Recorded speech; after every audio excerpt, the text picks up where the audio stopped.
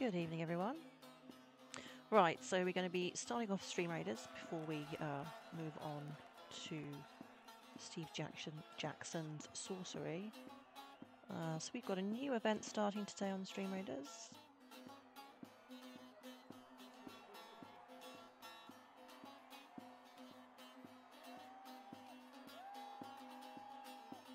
Okay, there we go.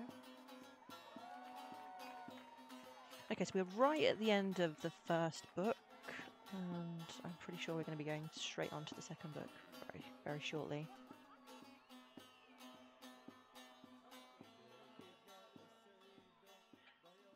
Okay, you were given a place to stay and recuperate from your long journey. A visit to the healing priest treats your wounds, and when you emerge, it is to find the village before so somber and silent, now in full life.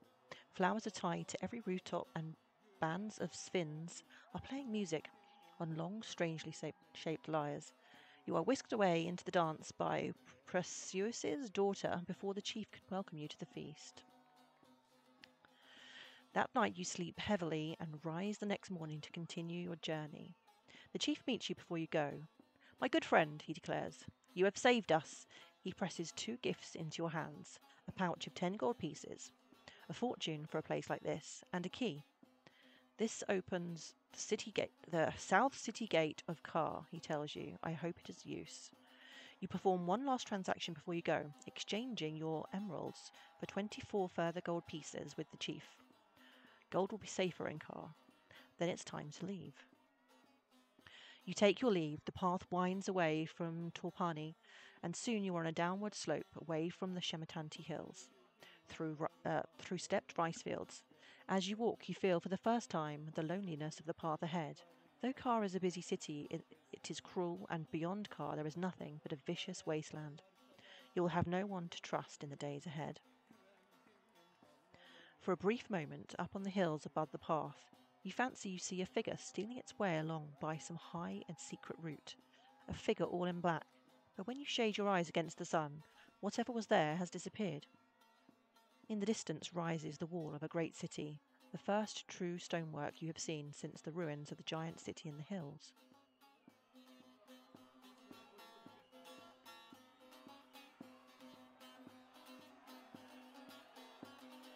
Your journey through the Shamatanti Hills is completed.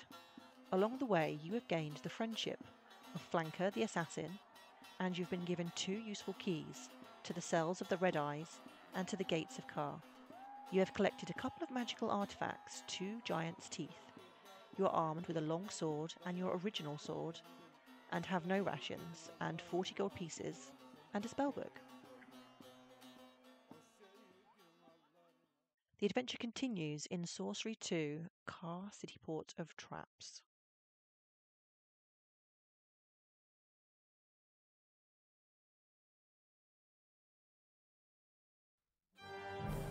The Crown of Kings has been stolen by the Archmage and taken across the backlands to Mampang. You've been sent to get it back. Should you fail, the whole of Kokabad will surely fall. The journey began.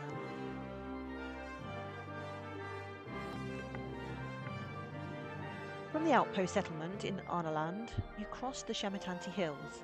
Along the way, you spared the life of a defeated assassin, travelled with the Minimite who almost cost you your life, and fought and killed the dreaded Manticore. You faced starvation and disease. A test of character. To survive, you used your blade often. You deceived, charmed, and tricked your way through. Your spirit guide changed as you changed, becoming the dolphin. But now, all of it seems a distant memory, for you are approaching Kar, city port of traps. Founded on a ford of the Jabaji River, Kar was once a camp for the pirates who ambushed merchants sailing from Lake Lumley to the sea. But the camp grew, it became a village. The village became a town, and now Kar is a magnet of ne'er-do-wells and thieves, ruled over by a council of villains. It cannot be avoided. Let the city do its worst. It is a place of treachery and traps. You will have to be constantly on your guard as you cross. Your goal is the North Gate. the only entrance to the Backlands and the next stage of your journey. If your quest is to succeed, you must enter the city port of traps and make it out alive.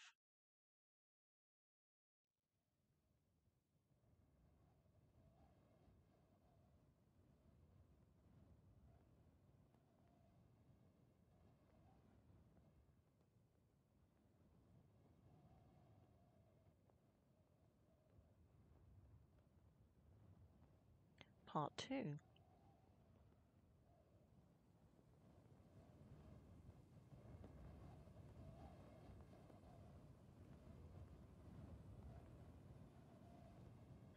Twilight, already. The great city of Kar has loomed large on the horizon all day, but has been slow to reach, the path tracing great loops back and forth through a deep and narrow pass.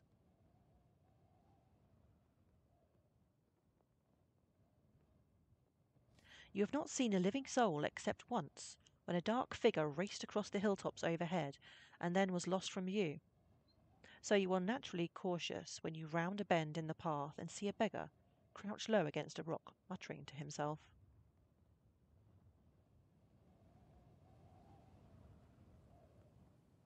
You stop out of sight behind an outcrop, but the beggar does not look like much of a threat.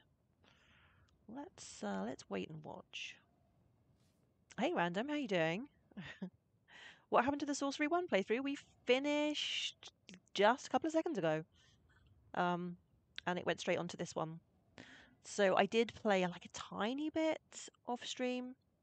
But I think, yeah, only very briefly just before I went. I was getting really tired of all the talking, which is why I ended my stream.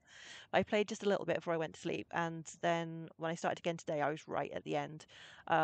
So if you know the bit where you go into the caves, and there are the Sphinx, or whatever they're called, some kind of goblin-y, troll-y type things. So we rescued the daughter, and then we ended up at the city. You watch in silence. The beggar is an unfortunate soul. His head twitches from one side to the other every few minutes, and he mutters and murmurs to himself. They're hiding in the rocks, sir, hiding in the rocks. Let's go and talk to him. Greetings, old man. Enough of your greetings, the beggar spits back. I asked you a question. Who are you, and where are you headed?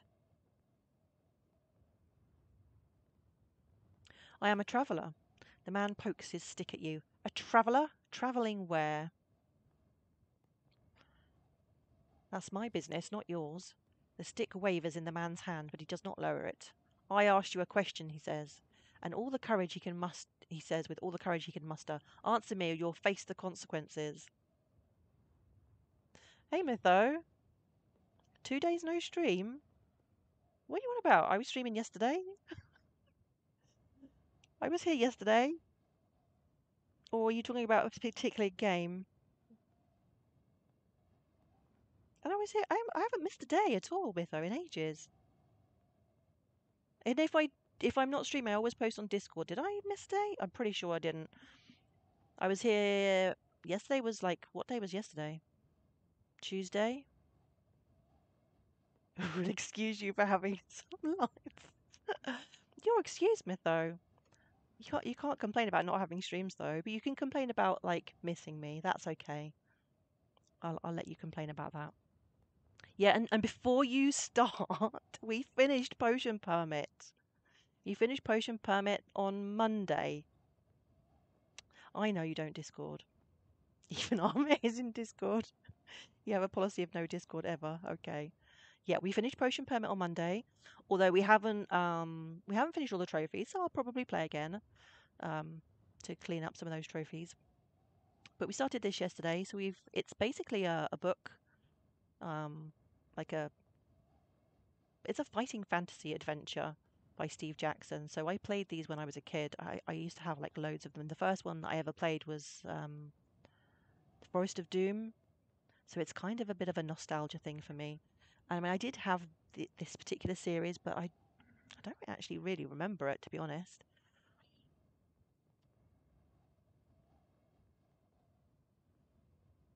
And I finished Dark Cloud on Tuesday. Yeah, yeah, exactly. I finished Dark Cloud on Tuesday. Not only did I finish Dark Cloud on Tuesday, what was that other game? Yeah, I finished another one as well. Yeah, yeah, definitely. Okay, where are we? Um, Step aside, old man, he replied, tiring of his questions. I will not, he replied stubbornly. I am the city guard. No one enters car except through me. And then, despite his age and clear ill health, he comes at you waving his stick. Oh, good grief. Why is he dressed like a beggar then? I won't fight you, you tell him. You are unarmed. He waves the stick close to your face, jabbing a few times, but you push the point aside with one hand. All right, then, he declares. We'll settle this fairly. He tosses the stick to one side and raises his fists. The knuckles are blackened with scabs. I don't know. I feel like I don't really want to fight this guy. I still won't fight you, reply. I mean it. The beggar makes a short braying noise, like a laugh, and then lamps you on the nose. It is surprisingly painful, and he is ready for another swing. Oh, well, if he's going to hit me, I've got to hit him back, right? Sighing, you roll up your sleeves. In a fist fight, damage is lower, and power refreshes more quickly.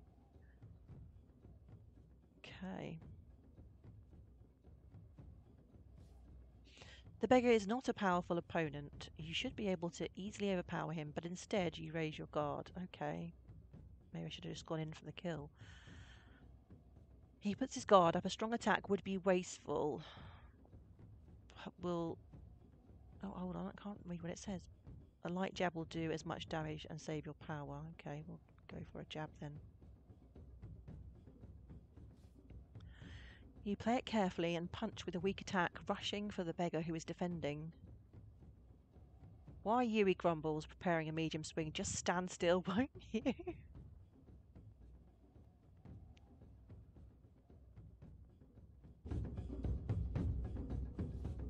You tense your biceps, then swing with a strong arm, overpowering the beggar again, who tries a moderate attack, which has left him a little exposed. He tumbles to his knees, gasping. Prepare to see stars, he declares. You'd better... What? I can't even... Why do they hide half the text behind the characters? Okay, I guess we better block this one.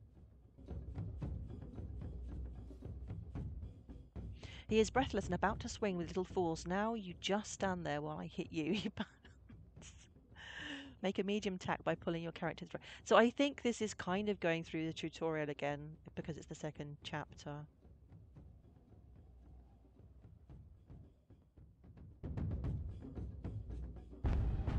You hold your weight back a little and swing with a medium hit, overpowering the beggar. The beggar pants and groans, and then collapses in the dirt. Brilliant boxing.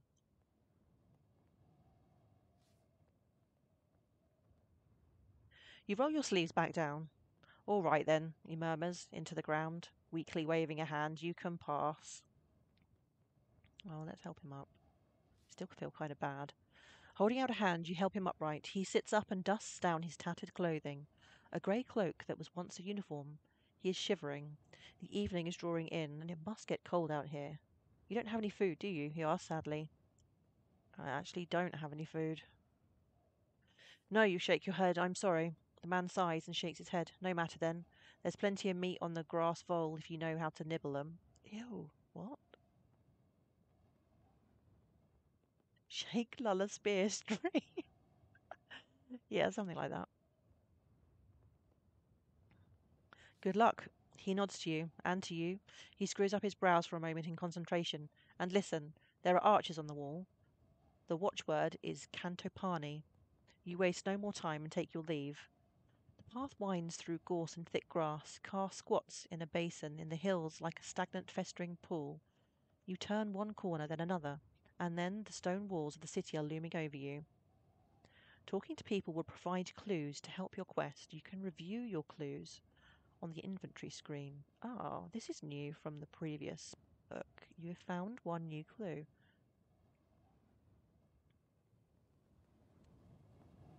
Where did it say I could review the clues?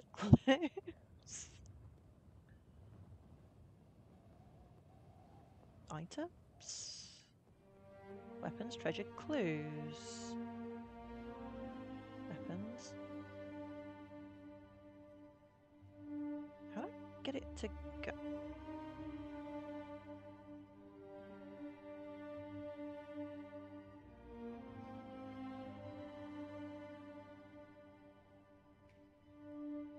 Okay, this is really awkward.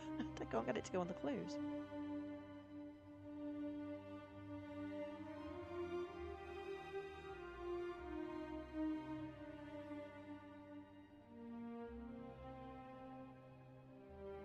Keys.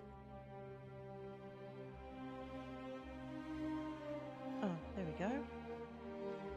The watchword for the wall.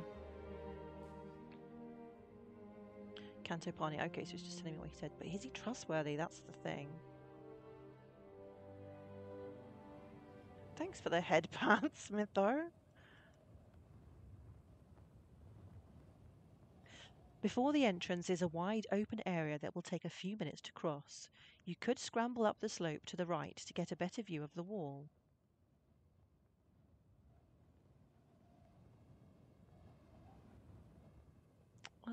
I don't think we're just going to go straight towards it. You step out of the path into the clearing. An arrow whizzes past your shoulder. You look up to see a guard on top of the wall, who cocks a second arrow to his bowstring. Who goes there? He bellows. Friend or foe? Friend, I guess. Friend, you cry.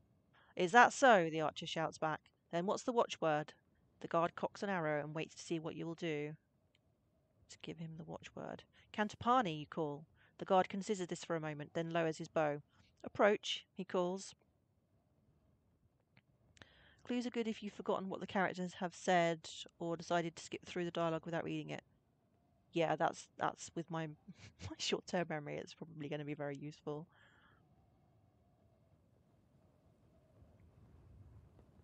The south gate stands before you.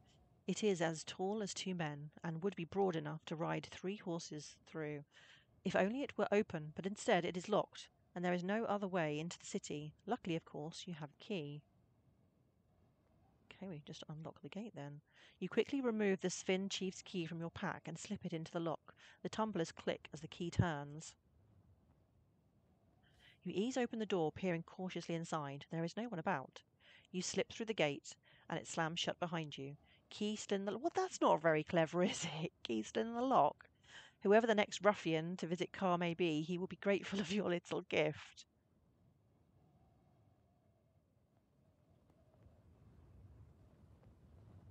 You pause just inside the shadow of the gate. There are no guards about, at least none that you can see.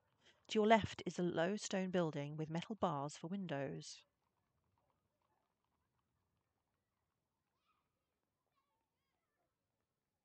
Let's have a look. You go over to the door. It is locked, but the key is still in the keyhole. At that moment, 2 soldiers march around the corner.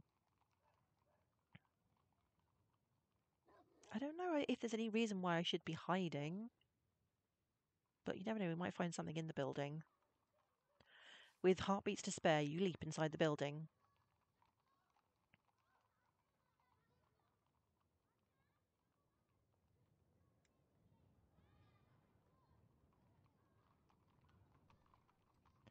The small room is dark, lit only by a narrow barred window. It takes a moment for your eyes to adjust to the gloom, so you don't notice that the door has swung shut until you hear it lock behind you. The old man who is watching sniggers with contemptuous glee. Okay, this does not bode well. Hey, Mr. D, how are you doing? Yeah, I don't know if you ever heard of the Fighting Fantasy books. I played them as a child, and this is like a PlayStation version. I think you can get it on Steam as well. In fact, you can probably get it on everything now. So I'm just reliving my youth. How are you doing anyway? I hope you're good. I guess we better talk to him. You step towards the shadowy bench. Greetings, old man. He ignores you. He is concentrating hard on something on the ground just in front of him. A collection of small stones, scattered as though for a fortune telling. After a moment, he gathers them up and tosses them aside. Oh no, tosses them again. You notice that his other hand is missing completely. The left sleeve of his tunic hangs limply by his side.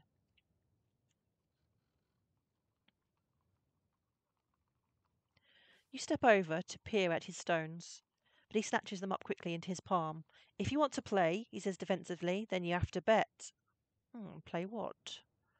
Why, the man replies with a shark-like grin. Swindle stones, of course. What is this swindle stones you speak of? Stranger in town? Don't know how to play? Better and better. He shows you one of his stones. It is a strange, four-valued dice. Sit. He pats the bench beside him with one hand. Play. We can talk while I beat you. You'll have to teach me the rules. My lucky day, he grins with his one remaining tooth. It's easy. We each roll our dice in secret, and we bet on what we've rolled in total. You call if you think the other player has a bid too high. The loser gives away a die. You go over to the bench, intrigued. Okay. The old man drops 4 dice into your palm and sweeps away a patch of dust on the bench for you to play. I'll go first, he says, waving his hand. Show you how it's done.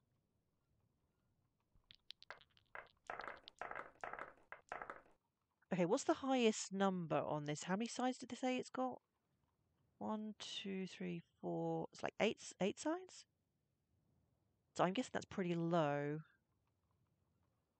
Okay, the game is simple. We roll and bet on what's come up. So, for instance, I might start and bet that between us, we've rolled at least 2. Between us? So we have to add mine and his? I'm confused. But we don't know what's on the table, so I'm guessing. Make a bet on the combined dice held by you and the old man.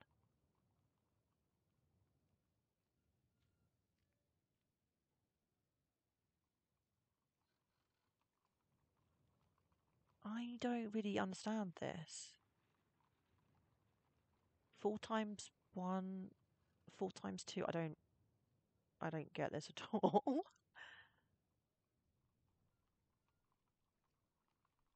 Bid 4 threes. Bid 4 twos. So the combined total.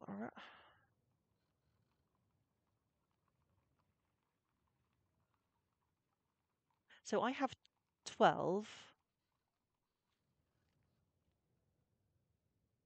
I really don't get this at all.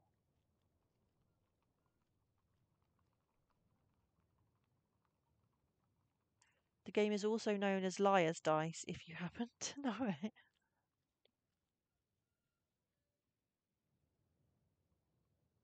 Make a bet on the combined dice held by you and the man. I really don't understand this because it's like he's not going to have like all of the same number. So 6 ones. I don't understand how that's bidding that is going to guess the combined total. This makes absolutely no sense to me at all.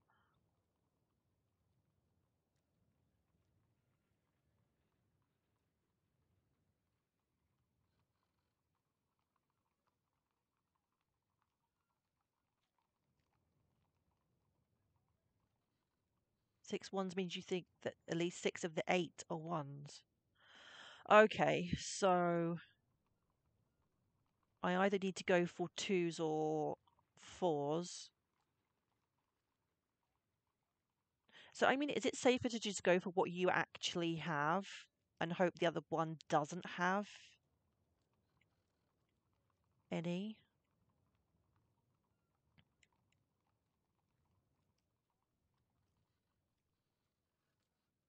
I'm going to try that. Here you know that's not true because you can see your own dice and know that.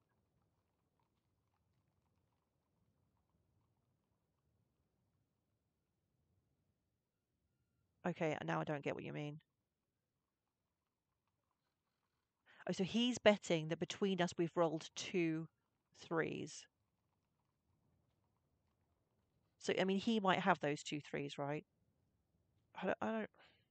Okay, I'm going to go for the 2 fours and just see what happens. Indeed, so I can't see your dice and you can't see mine. You only have what I tell you about, what I've got. But you may be trying to deceive me.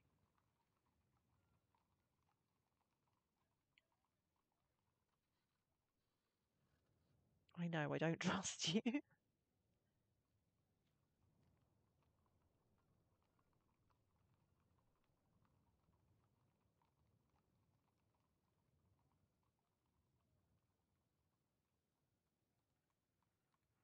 There are 5 2s. The old man wins the round.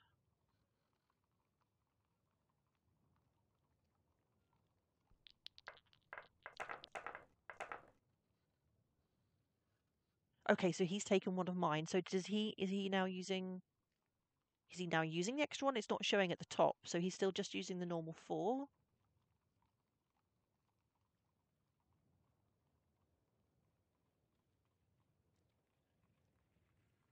It's 3 versus 4 now.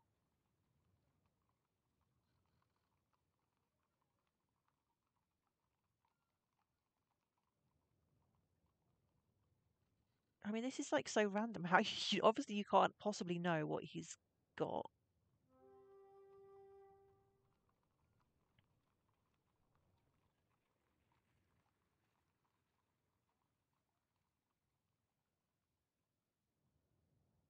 Doomed. I suppose one why. So he's bidding 3 2s, or is that he's bid? That's what. Okay, bid 3 3s. I need directions. What? So you can bid again? I really don't. I really don't get this. I think I need to go and watch a YouTube video to learn how to play this game. I need directions to the North Gate. What? What?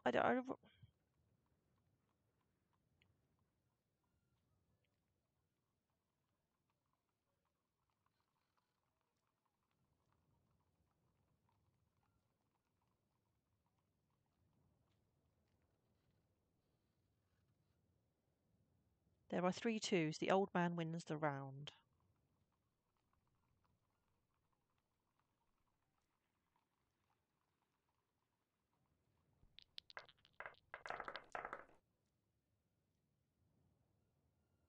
He's going to start with 2 1s. Okay. What if I bid the same as him? Am I allowed to do that?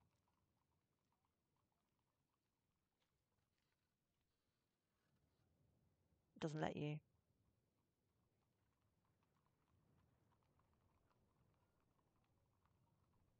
So obviously he's got 1s then.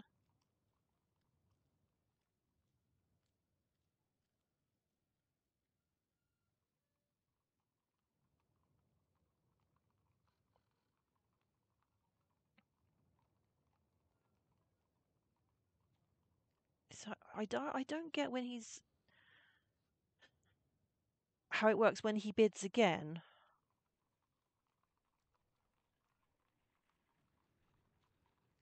So he's probably got 2 1s and 3 4s. So if he's got 3 4s, then I need to bid 6 4s, right?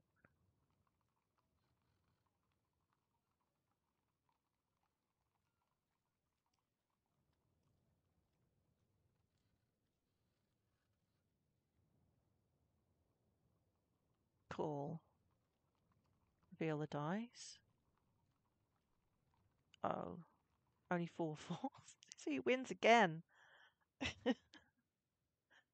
Okay, I think I kind of get it now. I've only got 1 left. So what if I'm losing, why do I have to go first? Surely I'm already at a disadvantage. The fact he's betting 3 4s means he knows you have. Oh yeah, of course. Yeah, because I would. I know, but how does he know? Because I bet the other number first.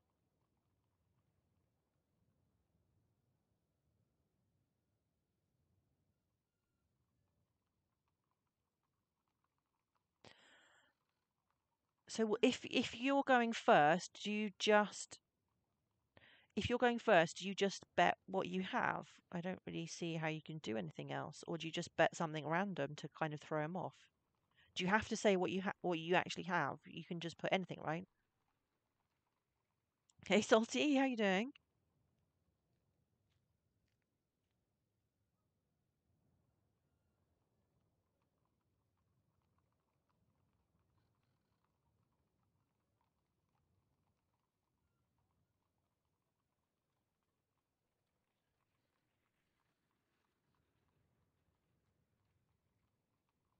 doomed.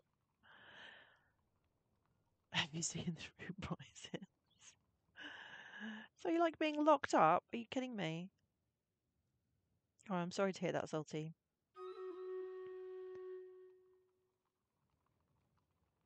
So he's calling 2 2s. So he's assuming that I've told the truth, which I did. And so then he must have 2. But I can't bet the same as him, though. It doesn't let me do that.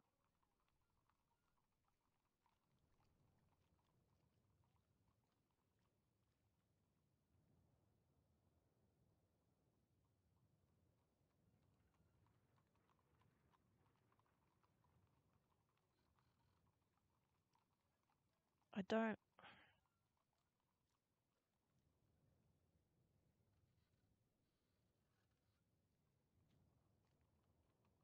But he knows I've only got one die, right?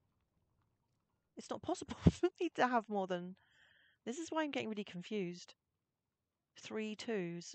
Oh, oh, what? Oh, I see. So that he thinks maybe I've got one.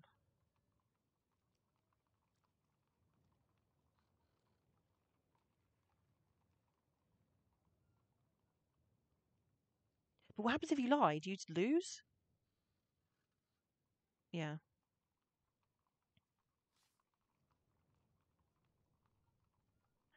That's the game, the old man says with a beaming smile, and you lost. The old man pockets his dice once more and stretches back, cheerful at his victory. I thought you were a bit slow. Right, let's go and do the Stream Raiders.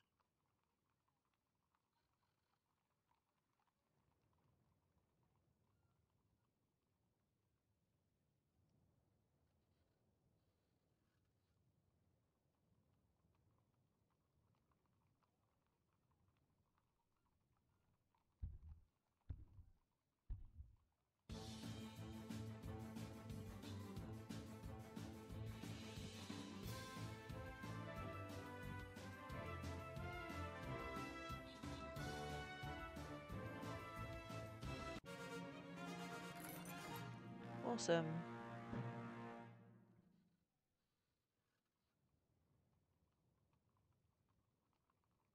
All right, we don't have many people left yet, so probably should go for the easier one.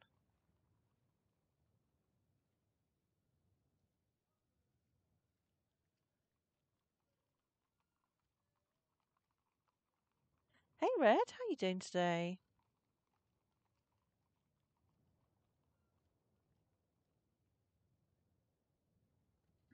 Right. I want a rematch. Yeah, I think I need to play again because I just. Why am I losing stout? Oh, I must have been in that fight with the hobo. You're in work again? Okay, I'll speak quietly so nobody knows you're watching Twitch. Okay, let's have a rematch because I need to get my head around this a bit better. I'm guessing this is going to be like a thing that you can maybe do with lots of random people. I'm on the big screen, you lie. Please don't do that to me. Okay, the old man counts out 4 dice each and takes first bid. So he's saying 1 1. So you can place one of stones against so many characters. Okay, that's cool. So I'm going to try and bluff him by saying um,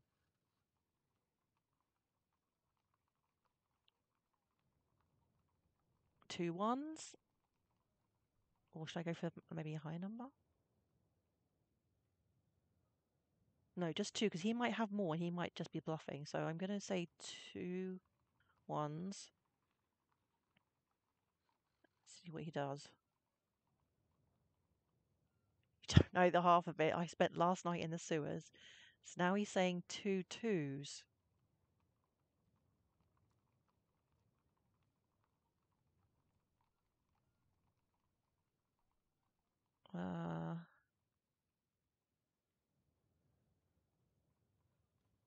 Okay, I'm going to go with 2 4s.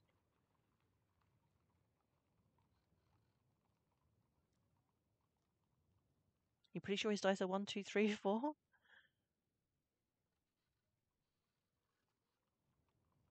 So he's gone for 3 4s. Do we think he has a 4? I'm going to...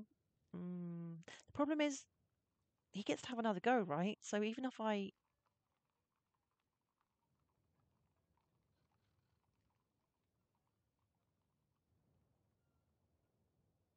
Oh, I don't know.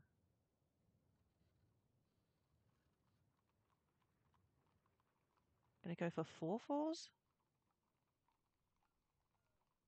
I think that's probably the only thing I can do now, because I need to, like, get it right at the end, even if I've been bluffing previously, right? Now he is bidding 5 4s. Now I call. But what if he has actually got 2? Okay, I'm going to call.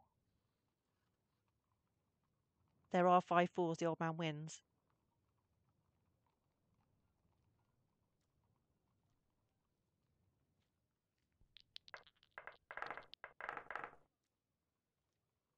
See, I feel like I should have... The problem is, yeah, if he's already called 5, then I can't... You can't call the same number. So I guess you have to try and push them towards a number, but still allow yourself time to get the correct number before... I don't know.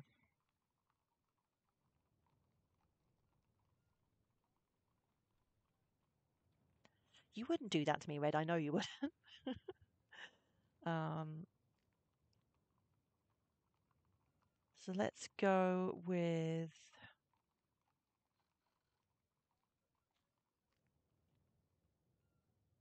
Let's go with 2 2s. See what he does. Stop telling me I'm doomed. So he's going with 2 3. So maybe he doesn't have any 2s.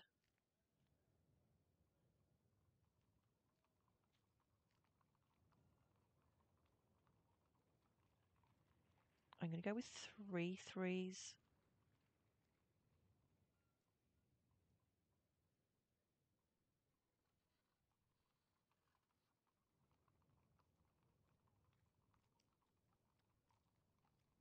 I'm really bad at this. I'm going to call. I actually won something.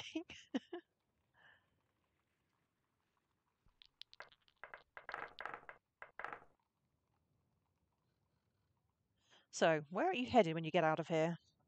I have no idea. 1 4.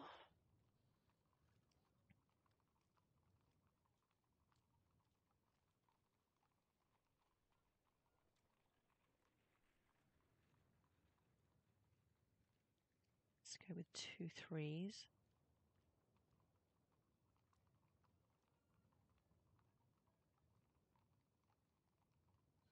So he went with 1 4 before, right? So now he's going with 2 4s.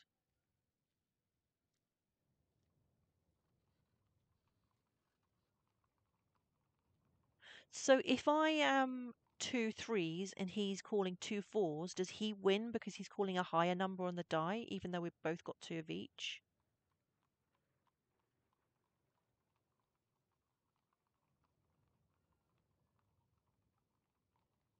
Maybe if I go 3 4s, it might make him think I have one and he might call another one. The game ends when one of you calls.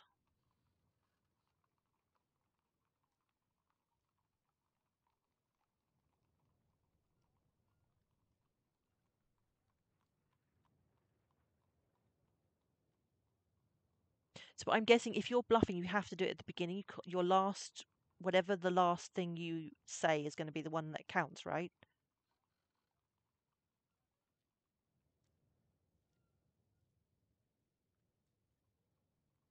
There are 2 4s. The old man wins.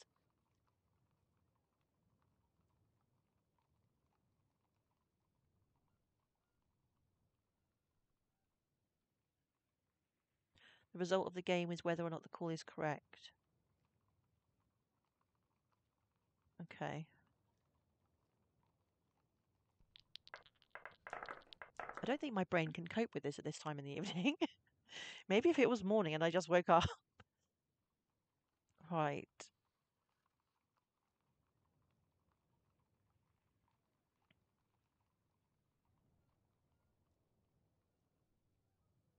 I'm going to go with 1, 2 and see what he says. 2 4s.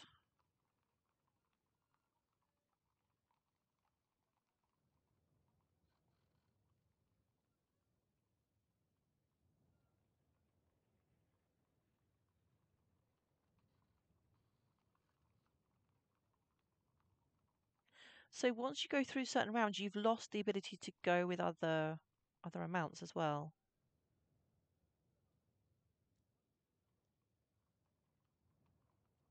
I'm pretty sure I can only go with 3 4s, right? Or cool.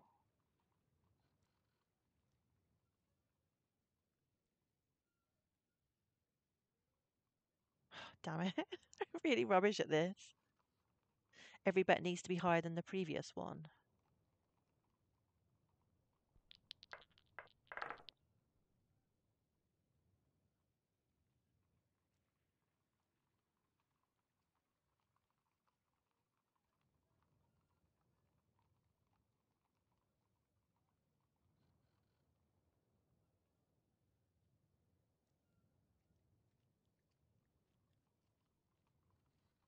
Damn it.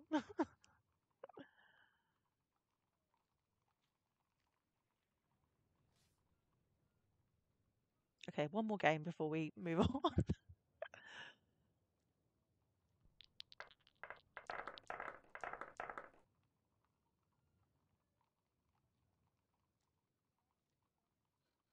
Okay, so he's calling 1 3.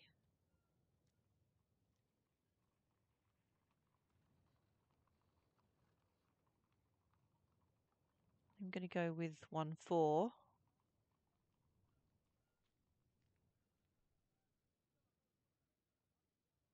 2 2s.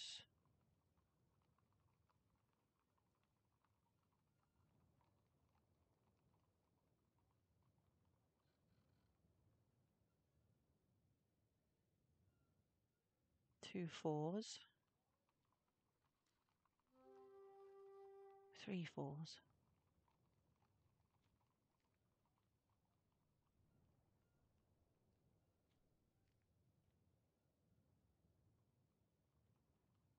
I guess I can't really do anything now.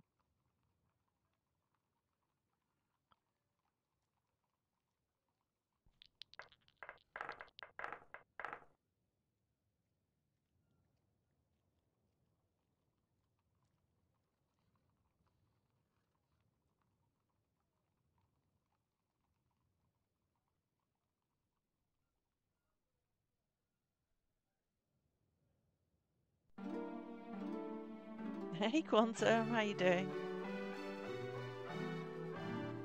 2 4s.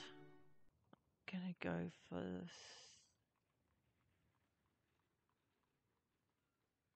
I don't know, he tricked me last time. I'm gonna go for 4.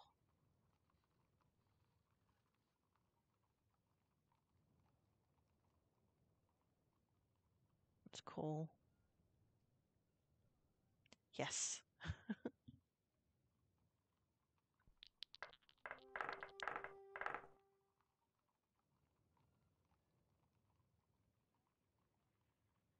Red Octagon says, medic, floppy disk, nut and bolt, banana, vibration mode, pawn, Nazar amulet, medic, floppy disk, nut and bolt, banana, vibration mode, pawn. Does anybody Nazar these days even know amulet, what a floppy medic, disk floppy is? disk, nut and bolt, banana, vibration mode, Okay, he's pawn. going for Nazar 1. amulet, medic, floppy disk, nut and bolt, banana, vibration mode, pawn. Nazar amulet, medic, floppy disk, nut and bolt, banana, vibration mode, pawn. Nazar amulet, medic, floppy disk, nut and bolt, banana.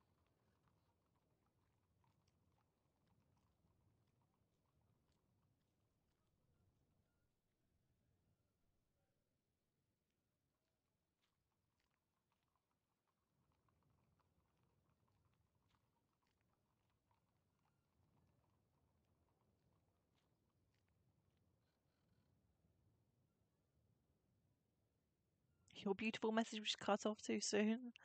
No, we were not meant to call. Oh, I did win. Okay.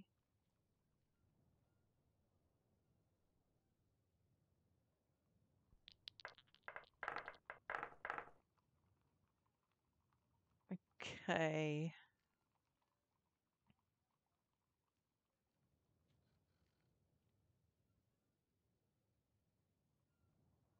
2 4s.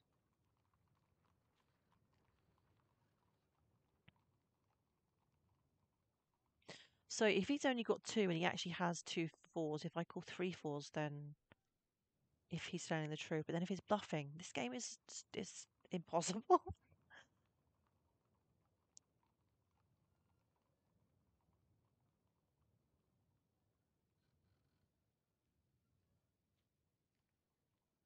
Okay, so we call now because obviously there can't be that many.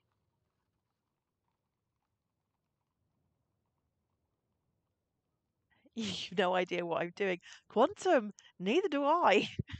I have no clue. I'm trying to win all my dice back. But aside from that, I have no idea. So he's going for 1 3. I'm going to go for...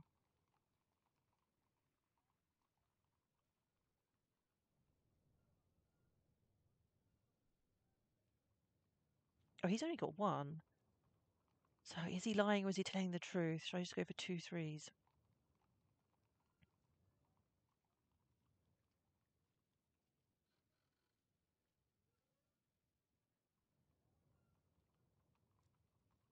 Three threes? No. I'm going to call.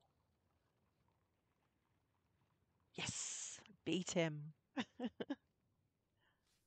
I win, don't I? The old man nods, gathering up the dice. I went easy on you, of course. Rematch? No, I'm gonna leave now that I've won at least once. The old man's AI is actually quite rubbish at the game. Later on, opponents are much better. Okay, so was I maybe overthinking it a bit then? Thanks for the game. You say standing once more. I see I have a little still to learn. The pleasure was mine, the old man says, putting his dice back into his pocket. He leans back against the stonework and hums quietly to himself. You have 5 new clues, and another clue has been updated. Oh, well, was this the stuff that I wasn't really paying attention to? Let's go and have a look at the clues, which are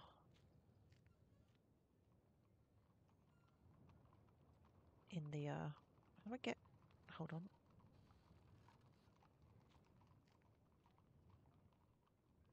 How do I get back to where the clues are? Items. That's it.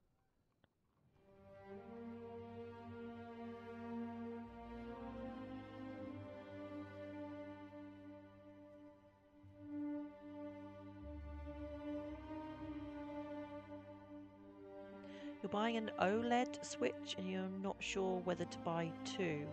I don't know what that is, so I can't advise you now, I'm afraid. One thing that's annoying about the Swindle Stones is that you have a conversation while playing, but it's very difficult to keep track. Yeah, I wasn't really paying attention to the conversation because I was more interested in trying to win. So let's have a look. 4 nobles know the spell. Four of the nobles of Kar were each given 1 line of the spell to the North Gate. You will need to find these nobles if you can and learn their secrets. The North Gate spell is only known in full to the first noble of the city. Okay, scholar. One of the nobles of the city port is a scholar. Vic. A man named Vic. What does that say? Owns several business in the city port. Okay. Glandragor and Vic were comrades together once. Okay. We're getting the Pokemon Switch and you think you could make money. Oh, I see. So it's like the actual Switch has got like Pokemon theme, like colouring on it.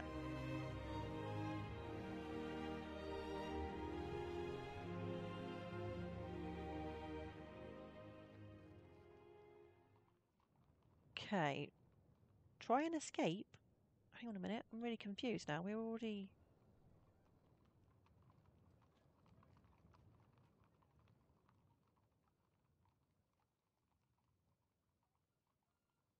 Take a seat on the other bench from the old man who was fussing with his empty sleeve. Yeah, how do we get out of here? You turn to face the old man. Tell me how I can escape this place. Oh, it's simple enough, he replies. In a day or two, the guards will let you out. Hang on a minute. Why am I even locked in somewhere? I'm really confused. I was just playing cards with the old man, right? Did I get locked in? I don't remember this. In a day or two, the guards will let you out once they've decided you're not an enemy. They just take a while to consult one of the mages. I feel like I missed something here. You got locked in before I started playing? Okay. Yeah, I missed that. And if I don't want to wait? The old man shrugs. Then you cast a spell and get that door open. You're a sorceress, aren't you? I hope I haven't got locked up with a normal. You stand from the bench once more. Why don't I get the option to cast a spell? So try and escape then, okay? You go over to the door, locked, of course, from the outside. Let's cast a spell.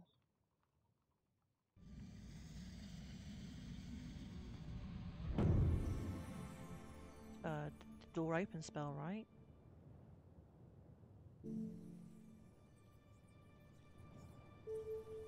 Some of these are really easy to remember by the the letters like door open. It's like really easy, but others don't seem to have anything in common with the spell at all. You go over to the... Oh, hold on. You aim the spell of opening towards the door and slowly, quietly let it go. The lock's rusted tumbler clicks over in response. Very good, the old man chuckles. We should probably look outside first to make sure no one can see us. You check outside. The yard is empty. While you've been locked up, the sun has sunk below the wall. You should be able to walk right out of here under cover of darkness. The old man is less cautious. He is up and out of the door like lightning.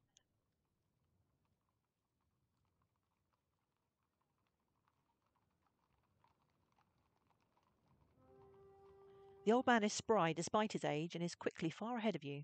You seem to be forever rescuing old men, first from the tree outside Cantapani and now from prison.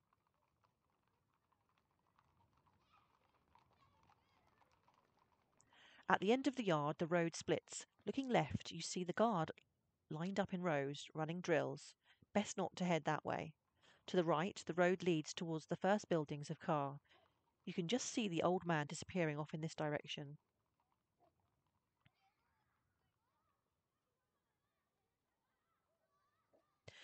Yeah, some of them I can kind of tell like easily it makes sense, but others I've kind of looked at and I'm just it just doesn't sink in as to where the letters are coming from. Maybe if I read this description more thoroughly, it would make more sense. So we're going to follow the old man. Night is falling. Luckily, by the roadside is a small inn, which will make a perfect place to stay before you lose yourself in the winding streets of Car. Alternatively, you could walk into the fields to the right and sleep out under the stars. That hasn't worked out too well for us in the past, though, right? From somewhere nearby, you hear a low, baying howl. Yeah, we are not sleeping outside. Is this like a choose your own adventure book? It is Quantum.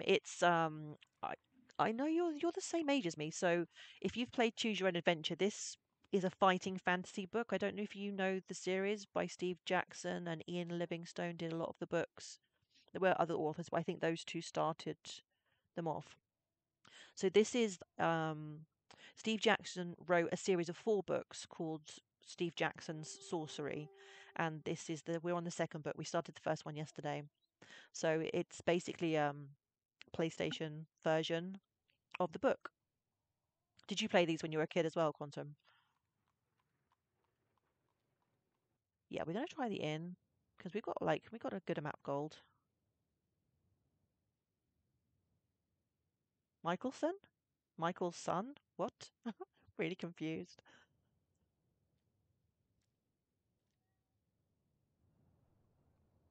A sign outside the inn proclaims it the Crooked Finger. Let's go see what's inside. You go inside and find an empty bar. The bartender is snoozing at the counter. Clearly, trade is bad. Let's go wake him up, right? The bartender wakes with a snortle as you approach. Greetings, traveller, he yawns. You'll be looking for directions to somewhere else, I suppose. I wish to take a room. No trouble, the innkeeper says. What the? 7 gold pieces? Do you play swindle stones? If I play swindle stones, does this affect any kind of outcome? Is it just like do I, like, if I beat him, do I get cheaper lodgings, or do I win something? Is it just completely like it doesn't mean anything at all in the game, or it actually means something if I lose? If I am I penalized if I lose against these people? I feel like I should haggle because that sounds like a lot. Bartender, yeah, well, go to Butlins if you don't like the price. Go to Butlins. This is probably going to be a ridiculous price in Butlins. Butlins is kind of like going to be more expensive than, let's see, what are the other holidays that are similar to Butlins?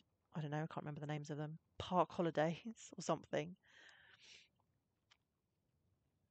Now, if you want cheap, you go to Pontins.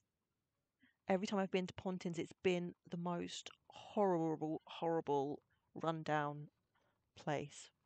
I think I'm going to haggle. 7 gold pieces is robbery, you tell him. The innkeeper shrugs. Car prices might not be what you're used to, he says, but you can sleep in the street if you prefer, and then maybe you'll see why they're as high as they are. Are we going to have a game of swindle stones?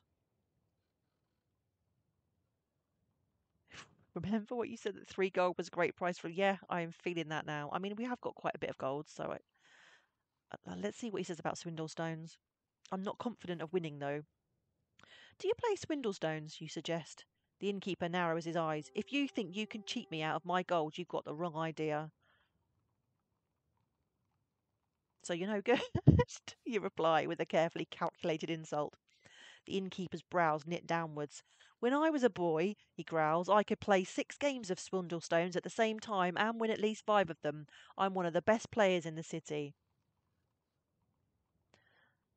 I'm just a beginner. Ha, the innkeeper laughs. Of course you are. Think you can walk in here and hustle me, a full-blooded Carian? You've got another thing coming. Come on. He sweeps a space on top of the bar. He rubs his hands. What's the stake? Oh no, what have I got myself in for? No stake, just for fun. Bet an item. Bet 4 gold pieces. Bet the cost of the room. I don't have enough gold to bet. As you go through the game, prices increase exorbitantly. By Sorcery 4, there's something that costs 600. I really do hope that I accumulate a lot of treasure by that time. Bet an item. I don't want to lose anything that I've got. I feel like I'm not accomplished enough in the game yet to be betting things. Should we just play for fun?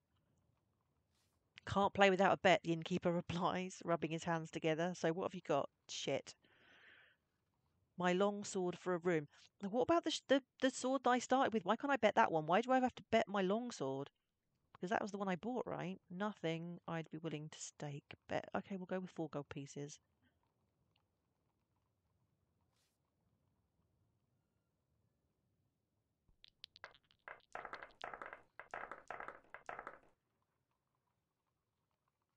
Okay, let's go with 1 4.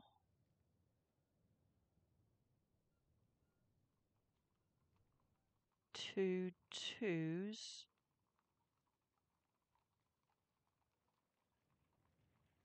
Play for fun after saying I bet you're no good. Yeah. By the end of this book, I'll probably be broke and addicted to swindle stones. Ah, yeah, I can sense it now. He's going for 2 2s. I'm going to go... Problem is, if I move on to 3 of something, I won't be able to go 3... Oh, I don't know. 2 2s. I'm going to go for 2 4s.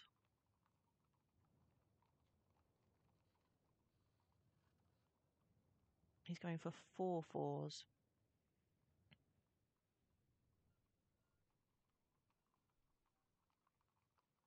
I'm going to call. Damn it, he beat me.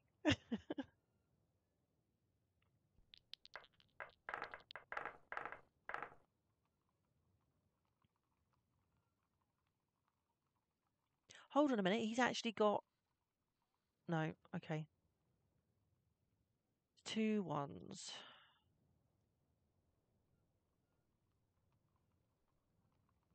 Let's go for 3 1s.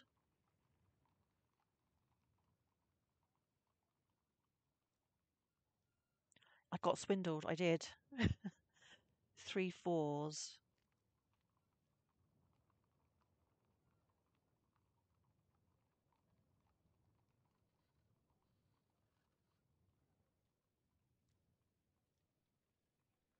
I'm going to go for...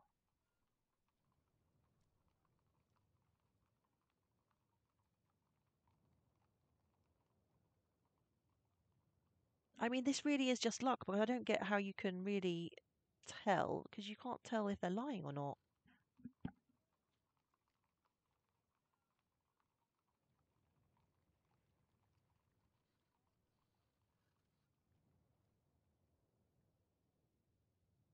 Okay, I'm going to go for 5 4s.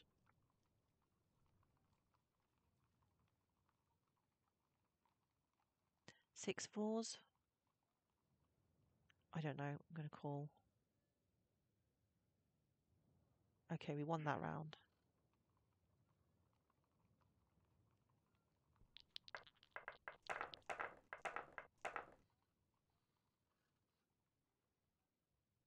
Go for 1 1. 2 1s.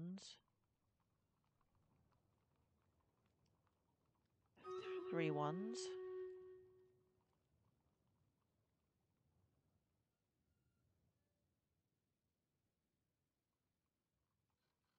I guess I'm going to call.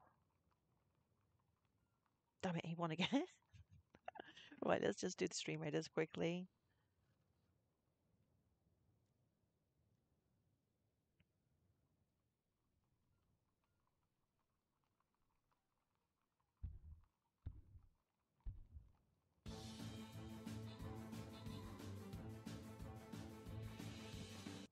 I don't understand how you read their dice. That's the thing, is I don't really get it.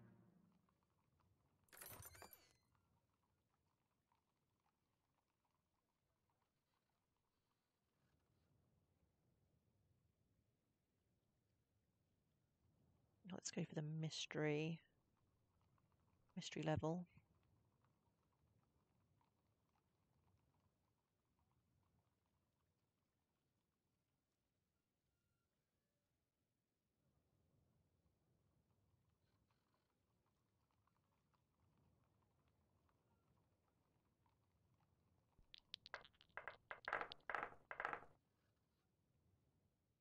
So he's going with 2 3s.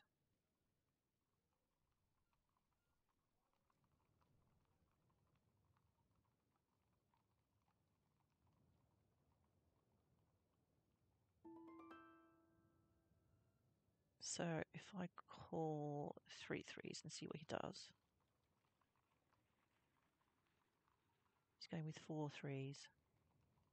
I'm going to call. Only 2 3s, so we won.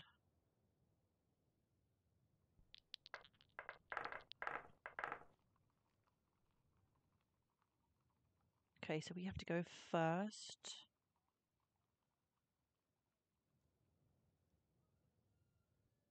Going to go with 1 3.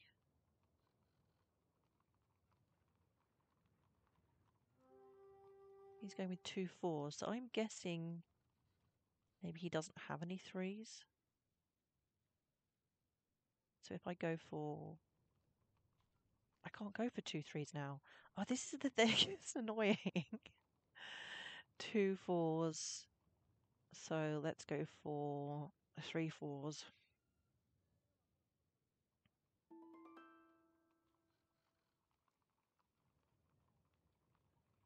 I'm going to have to call, I guess. So he won again. Nice.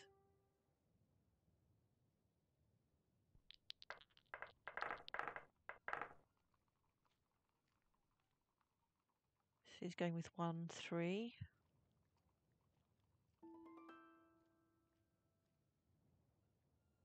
I'm going to go with 1 4. 2 4s.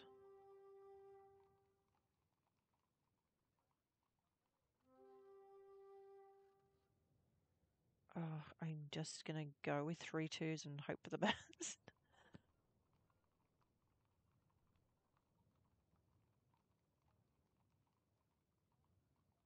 Nope, he wins.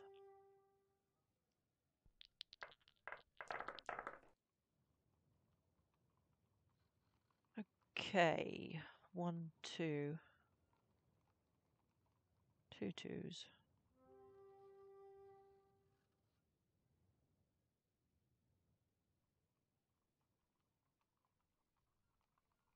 It's not, I don't think it's very good when you have to go first.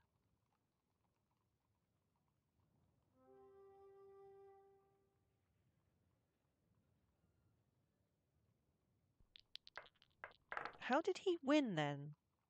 Because he called 2 2s and there was 3. That doesn't make any sense. Okay, now I kind of feel like I don't understand what's going on again. So he's starting with 1 3.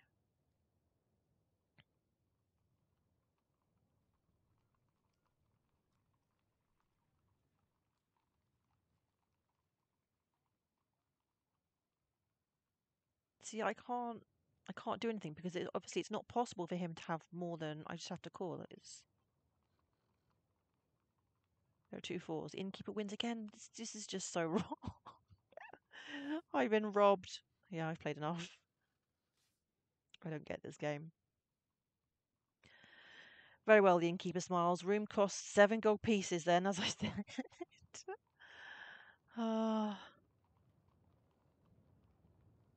Are we going to stay? Are we going to leave? I don't know. I think the last time it didn't work out too well. Mind you, we've stayed in rooms before and then that's not worked out well either.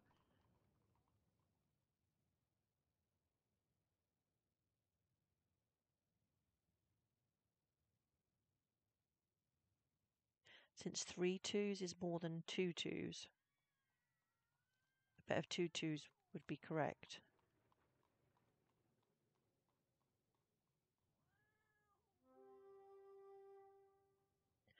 You hand over the 7 gold pieces. The man shows you upstairs to a room. It seems clean enough. There are no rats on the bed, and the linen seems to have been washed at least once this month. Nice.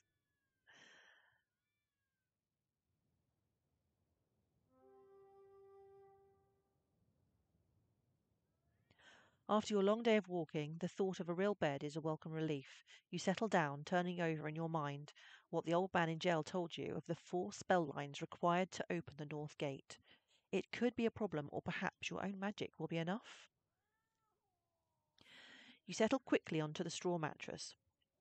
The sounds of the city drift to you on the night air, shouts and screams, and the occasional distinct howl. You doze fitfully, turning over in your mind what the old man told you of the 4 spell lines required to open the north gate. Your dreams, when they come, are of the wall, like a towering monster drenched in moss and slime. The gate is a wide open maw. On its back is a host of guards chanting a mantra too quietly for you to hear. Meanwhile, the one-armed prisoner throws the knuckles of his missing hand onto the bench over and over, calling endlessly to himself. And it is as though you can see the crown sitting in the dust on the far side of the north gate, so close and yet out of reach.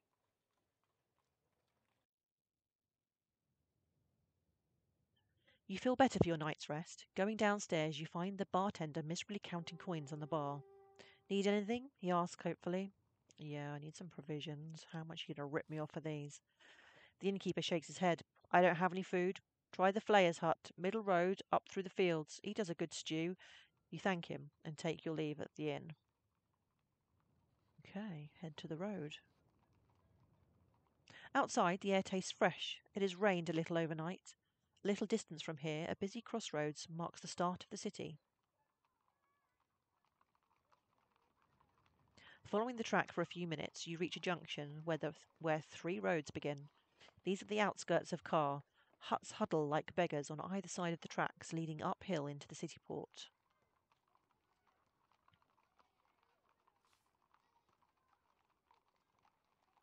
You think there might be a reason the inn gets no customers. Following the track for a few minutes, hold on, where am I? It must be clear to everyone around that you are a stranger in these parts. The city's inhabitants, a multitude of malevolent creatures who would kill for the laces of your boots, turn to watch you as they pass. You are sport, a figure to be jostled and robbed, and one who most likely fall prey to the strange, elaborate system of traps laid across Kar by the early settlers to protect themselves from one another. There are more people here than you've seen in a long time. You cast an eye across the faces to see if any are Flanker, the assassin you met outside Torpani. To the left, you see a group of scuffy youngsters walking up the road with packs on their backs. Ahead is the main road into the centre of Kar, its surface rutted from cartwheels.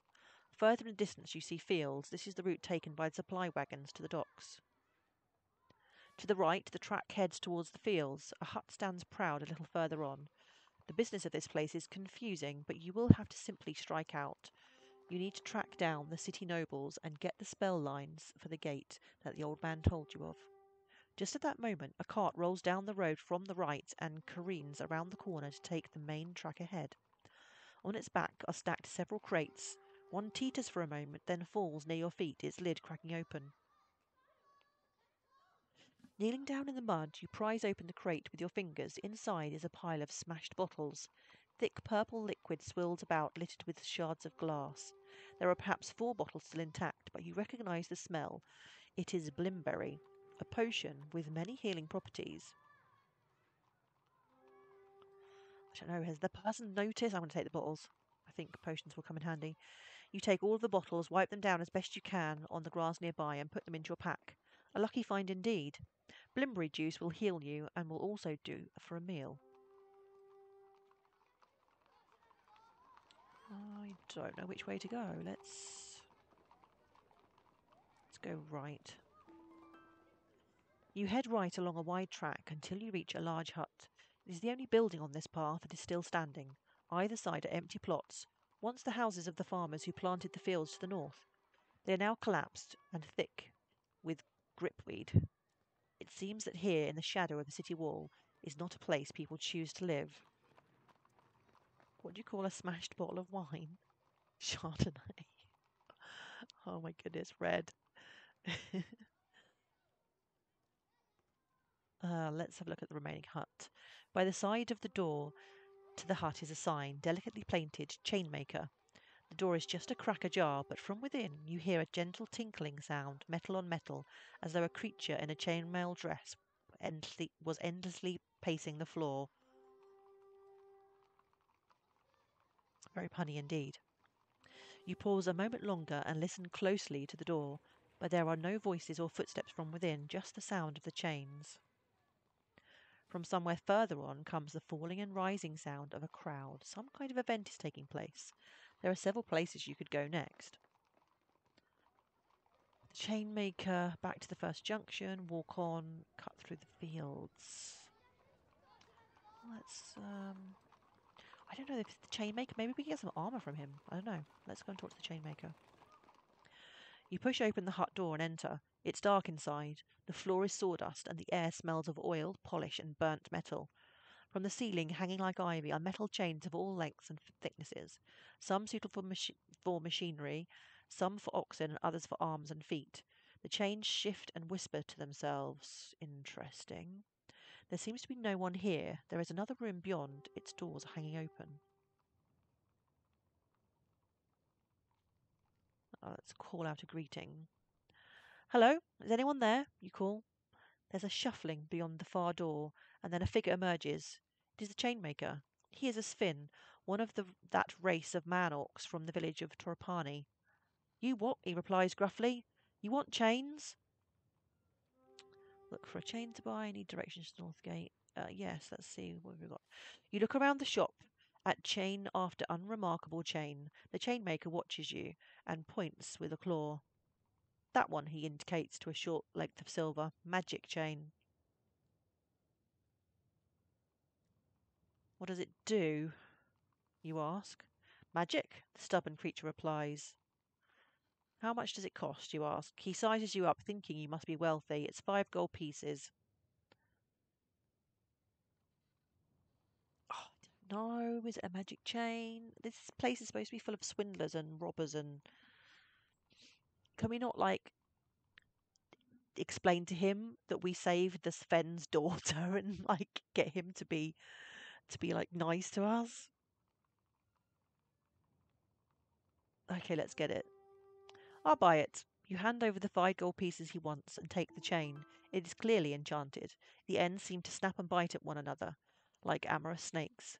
Good for taking out their knees, the chainmaker explains. Taking out whose knees? What? You head out of the shop. Let's walk on. You continue along the road.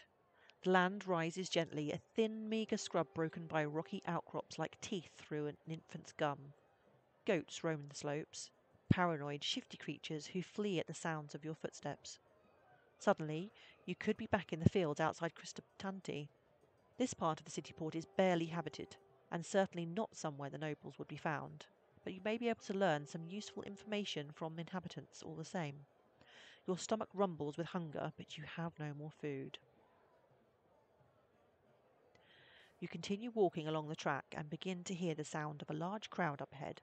There is some kind of market or fair happening further on, near the river. You pass a dirt track on the left that leads away across the fields. We need food, right? Let's go to the market. You continue along the road towards the noise. After a few minutes, you're walking between tall poles and rippling coloured flags. People and creatures sprawl across the path, and several tents have been erected, their poles joined together by more flags. You ease your way into the edge of the gathered crowd. It all looks good-spirited and fun, and with so many people here, perhaps you will pick up useful information about the spell lines and the city nobles.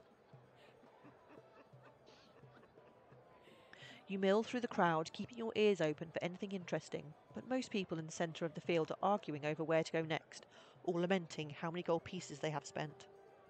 You might do better to have a closer look at something.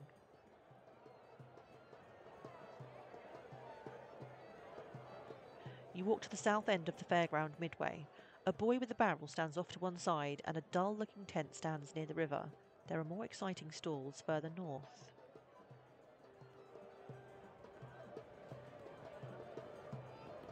Let's talk to the barrel boy. You approach a boy standing by a barrel and looking sheepish. What are you selling? You ask. The boy points into his barrel but doesn't answer. You peer into the barrel. It's full of small, hard apples. Most are blackened by disease or else are shot through with maggot holes.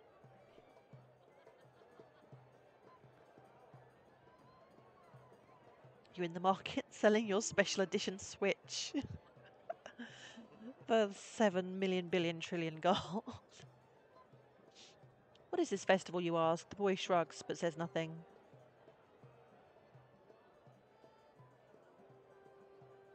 Let's move on. You turn your back on the boy and head back to the midway. The fair spreads out all around you, a collection of booths and rings and tents and stalls. Hawkers announce the various attractions at the top of their lungs. The general atmosphere is cheerful, with just a hint of violence. Let's check out the tent. You approach the small tent. By the door, a young elven woman is collecting the entrance fee. 1 gold piece, she declares, winking at you. What's inside? Marco, the amuser, she replies, still smiling and winking. Perhaps there is something wrong with her other eye. He's very funny. 1 gold piece. Cheerful with just a hint of violence sounds perfect. Yeah. I don't think we really have time for time, or we don't have money to spend on amusements. But we're not going to know what's in there if we don't go in, so we're going to pay her. You hand over 1 gold piece, and the elven woman steps aside and gestures inside the low tent.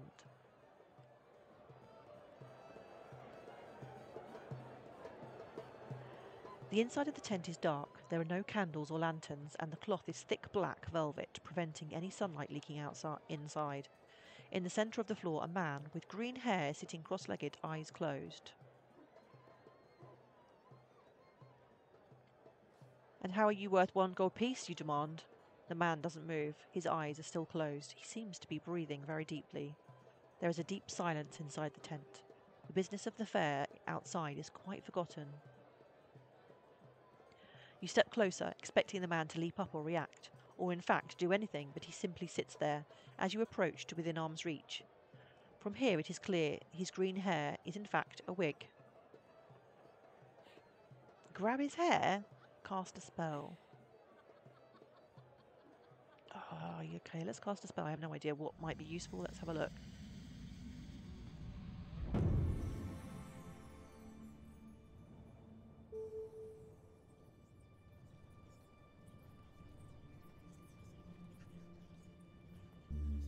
Mud? Create quicksand. Yeah, I don't think that's useful.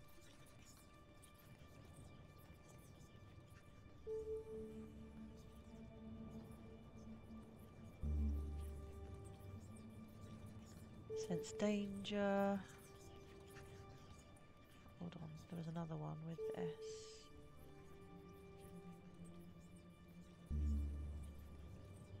Cause depression?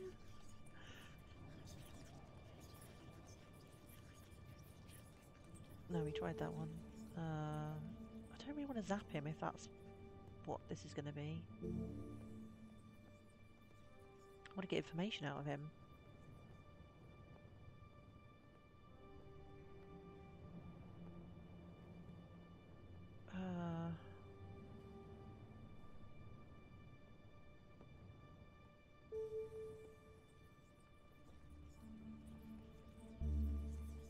What's this one? Sense danger.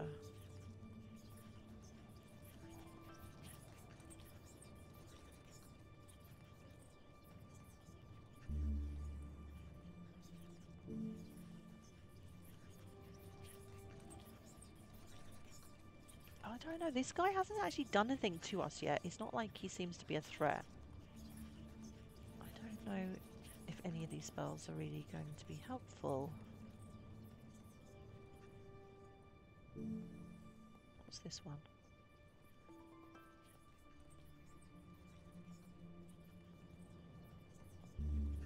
Oh, here we go. This might be good. Read minds requires... Oh! I never bought the skull cap. I never bought the skull cap. So we can't use this. Okay, should we make him depressed? Which one was it? I don't even remember now. Yeah, we're going to make him depressed, see what happens. You cast the spell, and the man in front of you sighs and begins to look dejected. You don't think this is funny, do you? He complains. I don't know why I bother. With that, he removes the green wig from his head and flings it aside and goes to sit and sulk in a corner. Is he meant to be like a clown or something? You pick up the wig and put it in your pack. The man doesn't seem to care. I'm sorry, you tell him quickly. I didn't understand the joke. Philistine, he mutters, but does not turn around. Leaving the man to his misery, you step back outside, where the elven woman smiles at you. Did you enjoy? She asked. I didn't get it. Oh, really? She looked surprised. Didn't you notice his hair? It's not real. What?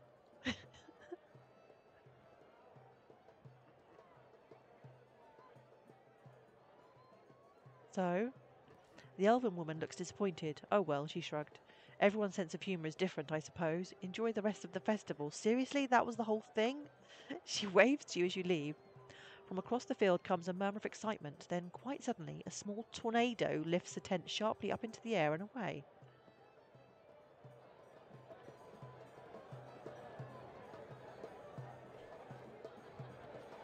He just wants to be a clown, but nobody gets his sense of humour. You push your way through the crowds to the very heart of the fair and look around at the attractions on offer. Beer tent, right? We've got to do it. Beer tent. Red, you going to join me in the beer tent? Quantum, it's beer o'clock. Just by the river is a low tent surrounded by several stumbling figures. It could almost be a tent for dancing, except for the strong smell of brewed grain that drifts over the air. In the stall, a group of 3 half-goblin women are pouring mugs of beer and talking to the locals. A sign reads, 1 mug, 1 gold, 4 mugs, 6 gold. What? 1 mug, 1... Oh, 4 mugs, 6 gold. Okay, yeah, that's cheaper. That's not cheaper. Hold on a minute. 1 mug, 1... Why is 4 mugs 6 gold?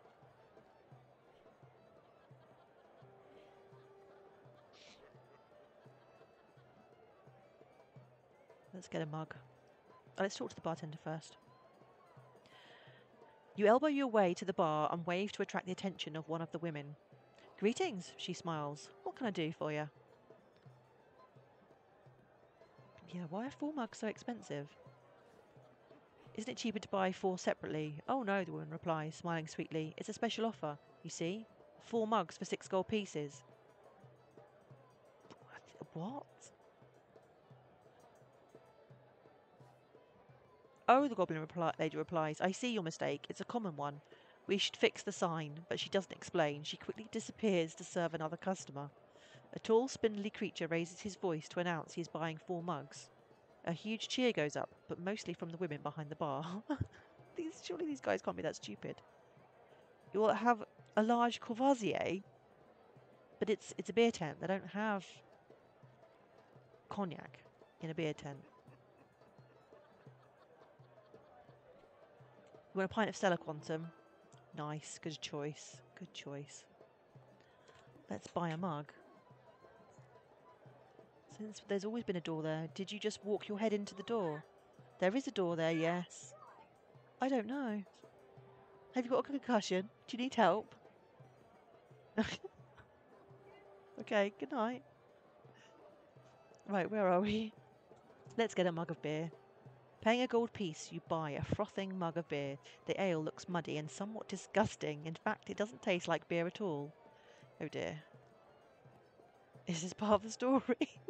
No. No, that's just my son being weird. Excuse me, you call to the bartender, who must be getting quite tired of talking to you by now. What is this? You point into the mug. Finest beer, she replies, but from her expression she isn't telling the whole truth. Drink some yourself, you reply. Prove it. The woman smiles sadly. I wish I could, but I can't drink while working. Just then another customer rolls up, his nose bright red and his eyes soggy. I'll buy it for you. He puts 10 gold pieces down on the counter. Enough for all 6 of you behind the bar. To you, he remarks cannily. 3 sets of twins. Remarkable, isn't it? Take half the money and stay quiet. Make her drink some. You push the gold across the counter. Go on, you say calmly. 10 gold pieces to drink. What? I'm not paying 10 gold pieces. The woman gulps. She lifts a mug and places it under the tap, paying some half-hearted gestures to open it. Oh dear, she declares suddenly. I'll just have to go and change the barrel. She slips away.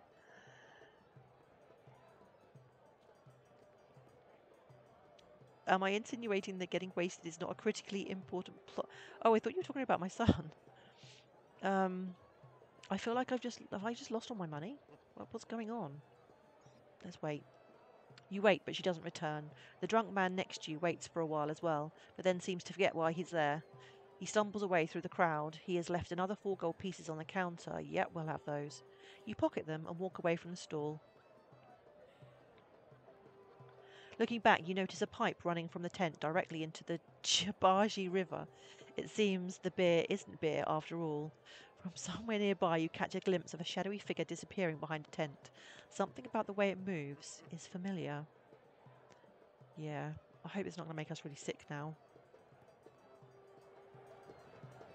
Ah. Follow the figure. That sounds a bit dodgy, but maybe it might be that assassin we befriended, right? You push through the crowd, following the dark figure into a narrow gap. Cautiously, you enter the narrow space, and suddenly there is a hand at your throat. I will kill you, breathes a voice you recognize. If it's somebody we recognize, should I laugh? You laugh with delight. It's Flanker, the assassin whose life you spared before you reached Torpani. Greetings, you declare enthusiastically. Flanker nods. He does not smile, but he seems pleased to see you. Aha, my friend and enemy. I see, like myself, you also enjoy the fun of the Festival of Thieves. And you? You look as hale as the moment you left me. Your journey has been uneventful so far, I trust. And how have you fared in car?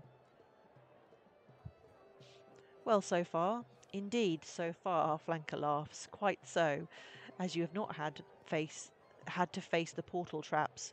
They will take your smile and move it to your throat, as we assassins say. Portal traps? Flanker laughs. Do not fear. You have not missed out. You have only survived this far because all the traps are on the other side of the river. He pauses to glance around him as if he was waiting for something, but if so, he does not see it. I have a few minutes, he says. Tell me your quest. How goes it? The journey is long and I am unbowed. Good, he nods. I am glad. You are still no coward. To be defeated is a shame, but to be defeated by a creature without a spine is torture. I need to find the city nobles. I was told by an old man that they're the only ones who know the spell for the North Gate. Flanker nods. Indeed, this is true, but I do not know this city well enough to know where you might find them. Perhaps you might appeal to one of Kar's gods. Which god? Slang is not strong enough for such knowledge, I think, though you could try his shrine between the well and the docks. Flanker replies, somewhat carelessly. Otherwise, Korgug would know, but his temple is by the North Gate. He nods finally, but I must be away. Perhaps I will see you again later. I will be drinking at the Wayfarer's Rest tonight, in the docks. Join me if you will. You nod to Flanker and turn to the main throng of the fair.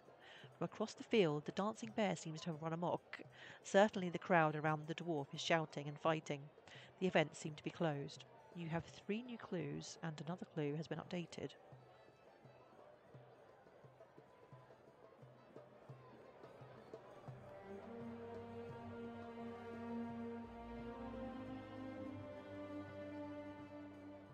Okay, the Shrine of Is it Slang? The priest at the Shrine of Slang might be able to help you find the spell lines to the gate. The shrine is located between the well and the docks in Lower Car. The god Korga may be able to help with your quest for the spell lines to the North Gate. Car is protected by a series of portal traps. That's not that helpful, really.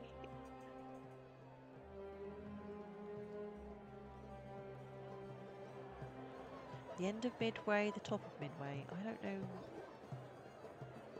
know which way to go.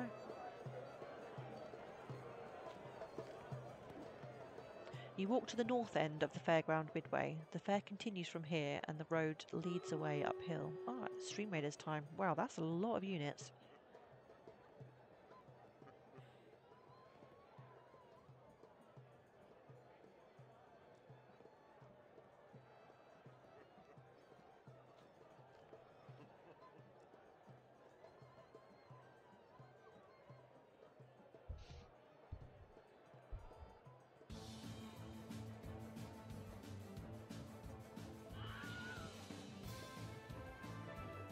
It's Mario dance time. Wow, that was quick.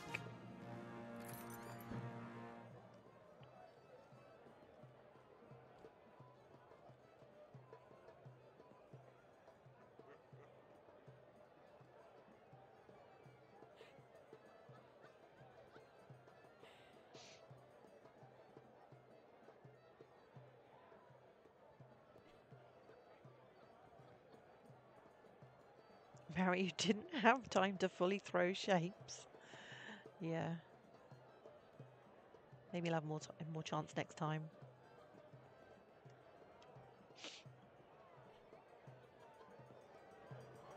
So we've got musicians, bare knuckle fighting, the end of the fair, leave the fair.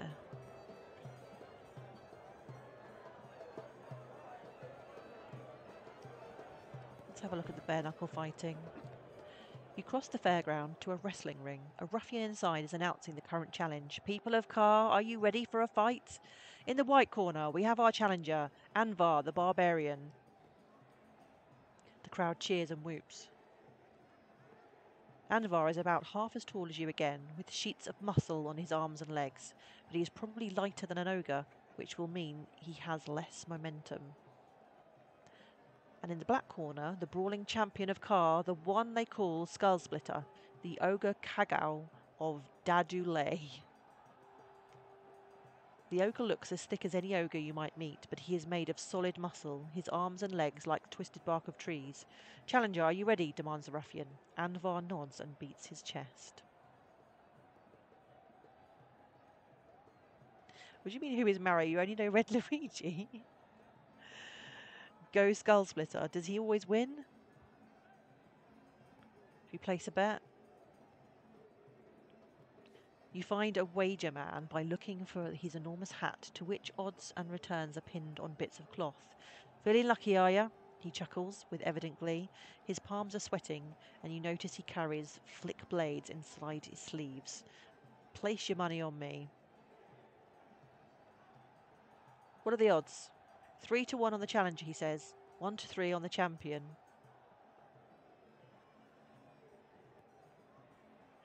You take your money pouch from your pocket. So, Skull Splitter's the ogre, right?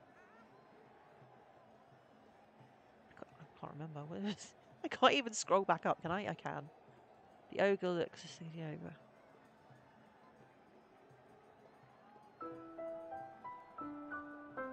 Yeah, the ogre. Okay, we'll go with the ogre.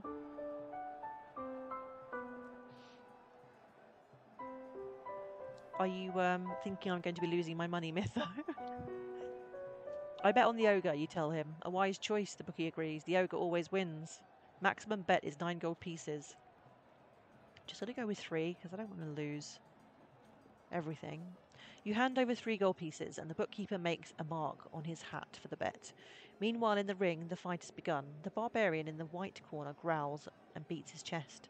The ogre raises his fists into the air and shakes them.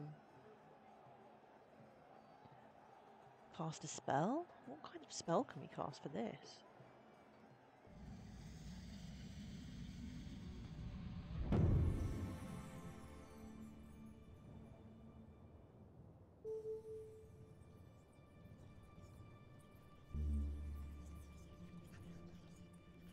Cause depression.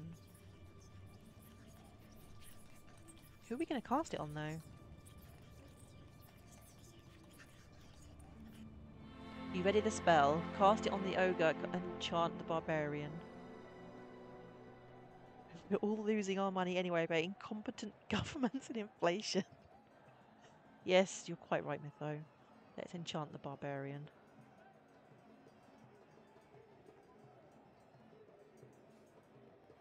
You cast the enchantment over the barbarian, who begins to look thoroughly miserable. You have given Skull Splitter a much-needed boost. The added... Oh, so maybe we could have gone with the other one and betted on, like got better odds. Maybe. The addled barbarian beats his chest and then, to everyone's surprise, forces the ogre back with a headbutt. The barbarian isn't giving up, however, and lands another. Let's cheer for the ogre. You shout, "Finish him!" to the ogre, who bellows with anger. The ogre roars with rage and powers forward against the barbarian, landing a mighty blow. Now the ogre looks on good form. The barbarian staggers suddenly. The crowd gasps. But then he picks himself up once more.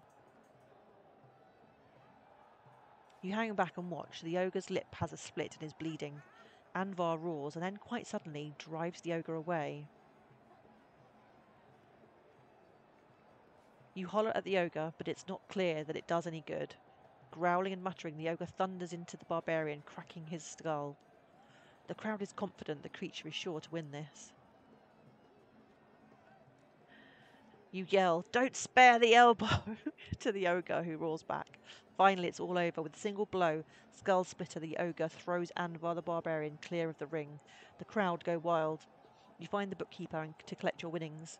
You and everyone else, sighs the bookkeeper. He hands over 4 gold pieces. Inside the ring, the master of the fight raises the ogre's fist in the air. Who challenges our champion? The prize is 10 gold pieces. So, we've got to give it a go, right? We can't not. I mean, it would be rude, right? We've got to. Obviously, we're going to have to cheat though, right? Random, because we're not going to beat him naturally. I challenge him, you cry. All eyes turn to look at you. The fight master beams. We have a stranger taking the challenge, he declares. Let her through. The crowd parts and you are helped up into the ring. Under his breath, the fight master outlines the rules. A fair fight, no magic. Oh no. And pound your opponent until they can't stand. So we don't get to use magic. Okay, this may not go so well for us. Okay, let's see if he's got any weak points that we can discern.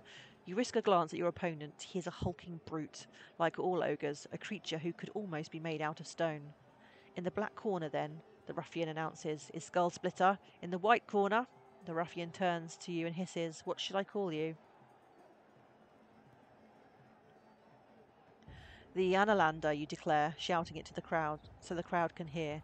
They catch the name and throw it to the sky. The Analander, they cheer. The crowd begin to furiously place bets. You can hear them discussing your relative merits. She looks feeble, looks like a maniac to me. You ready your fists.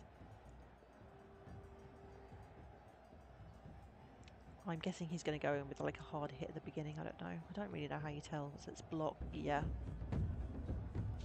The ogre raises its fists into the air and makes a roaring noise that brings a similar response from the crowd. You drop down into a ready crouch, knees bent, arms wide, ready to react. It charges straight at you.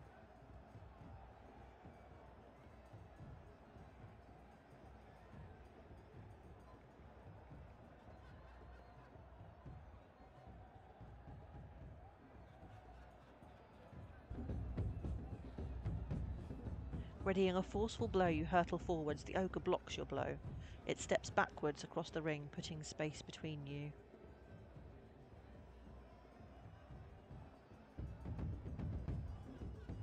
You drop in a defensive crouch. The ogre is performing for the crowd and swaggers across the ring, hoping to knock you casually aside. You dodge the weight of his blow, though the effort of avoiding it still wears you down. The ogre is holding back. Someone in the crowd is shouting you advice. Take out his knees!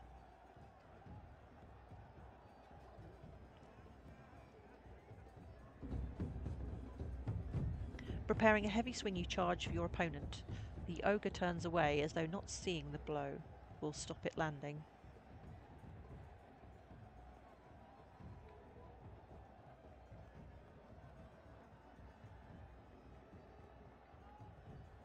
I'm still not super confident with the fighting.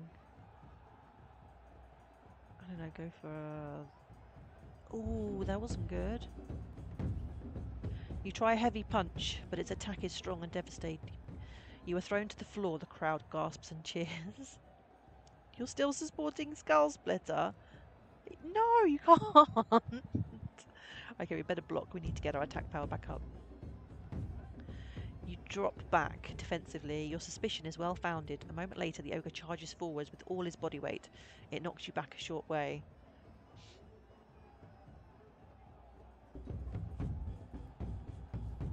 Mustering a lumberjack blow, you lunge at the ogre. The ogre drops into a defensive crouch, moving with more speed than you expected.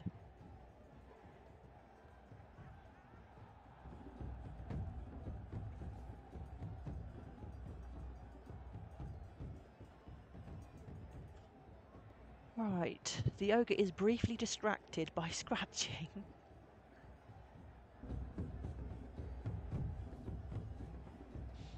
Right, we've nearly got him. The ogre stumbles suddenly, crashing into the ropes in the side of the ring. A gasp goes up from the crowd. We can go ahead again, I think.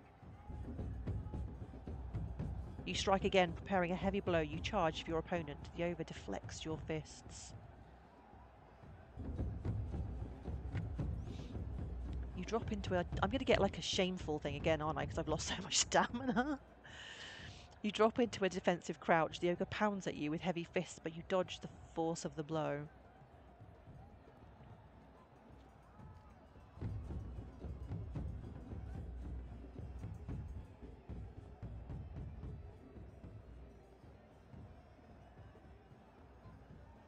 Come on, I've got to take him out now. You lunge forwards again. Mustering a lumberjack swing, you lunge at the ogre. The ogre staggers back, gasping, its stupid eyes blinking in surprise. Summoning the last ounce of strength in your arms, you raise your hands, linked in a fist, and bring them down, knocking the ogre out cold. Seven stamina lost. Pound it. You stagger from the ring, the crowd cheering for you, and collect your winnings. Right, I think we need some food and we need to sleep. We don't have very much stamina. Let's check out the musicians. Sorry, random, you just lost all your gold. You head over to where a crowd are watching a troupe of dancers who spin and swirl in time to a lively tune. There is something quite hypnotic about the performance. The pitch builds and the music speeds up. The crowd clap and stomp their feet, and you find yourself clapping along as well, quite enjoying the show. The dancers are now twirling into the audience, pulling onlookers into the dance. One is getting quite close to you. Let's join in, shall we? You grab the outstretched hand of the dancer, who whips you away into the centre of the crowd. The music grows in tempo, and soon you are swirling, sky-wheeling overhead, thrown from one partner to the next. Onlooking creatures cheer and whoop and clap their claws together, and for a brief moment you feel like you're the toast of all car. I really hope they don't steal things from me while they're dancing. Then you realise that as you pass from one dancer to the next, your gold purse could be snatched away at any moment, so you grab hold of it to keep it safe. But in doing so, you stop watching what you're doing. When the next dancer hurls you across the circle, you trip, landing in a messy heap. Spectating creatures laugh and jeer. Eventually, the music fades and the dance finishes. One of the dancers comes over to sit beside you. I hope you're not too bruised, friend, he says. Some people find the thieves' dance too fast for them. The thieves' dance, you ask? The musician shrugs. It's just a name. He looks you over with a canny eye. Well, he says, I don't think you're going to cause any trouble for us, are you? Enjoy the rest of the festival and try to stay upright this time. He heads off into the crowd.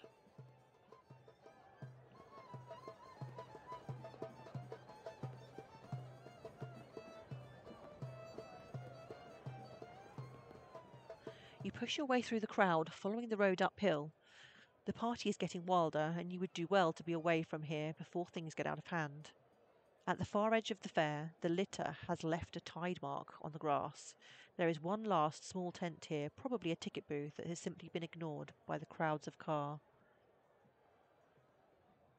Looking more closely, you spot a sign above its door.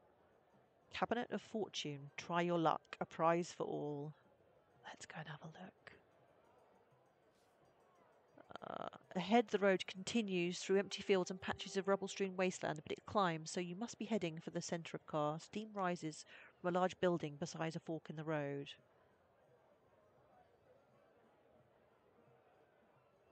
Missed opportunity to have dinner with the musician. Maybe next time. You have time to test your luck, no doubt, if you wanted. Let's go and see what they have. You go over to the tent and push back the flap. Inside, a grubby, bearded man leaps up from where he was sitting cross-legged on the floor and comes over to pump your hand.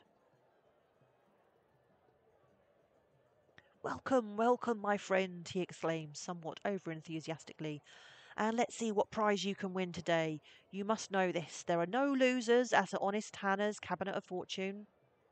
He gestures with one hand towards a large glass cabinet in the centre of the tent. You step forward and peer in through the glass. Inside there are piles of jewellery, books, gold and other things, as well as a small wiry creature curled up fast asleep. What's that creature, you ask? My little pet, Hannah explains. He's perfectly harmless. Well, he bites, but only when you open the cabinet to feed him. How much does it cost, you ask suspiciously. Aha, honest Hannah replies, waving a finger in the air and acting as though he is pleased that you have passed his little test. You are clearly no chicken in the springtime. The cabinet costs 2 gold pieces to play. If you don't have 2 gold pieces, then I'm afraid I don't care for you. But if you do, spend them with me. If we go to cast a spell, we can choose not to cast, right? I just want to see what's available.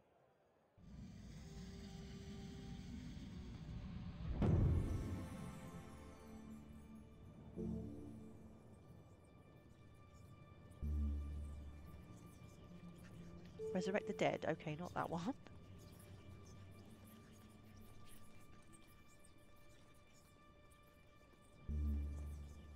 Talk all languages. Requires a green head wig. We have a green head wig. Okay. I don't know how that's going to help us, though. Let's see what else there is. It's good to know that that we have that, though, and that's useful.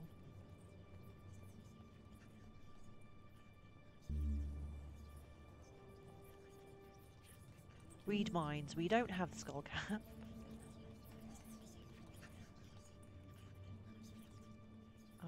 Which ones have we not done yet?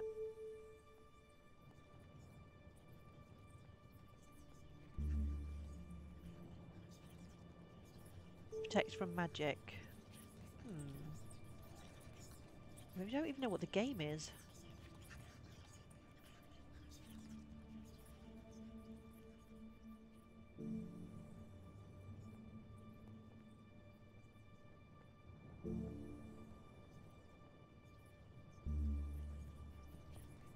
Oh no, we did that one. Oh, have we done all of these now?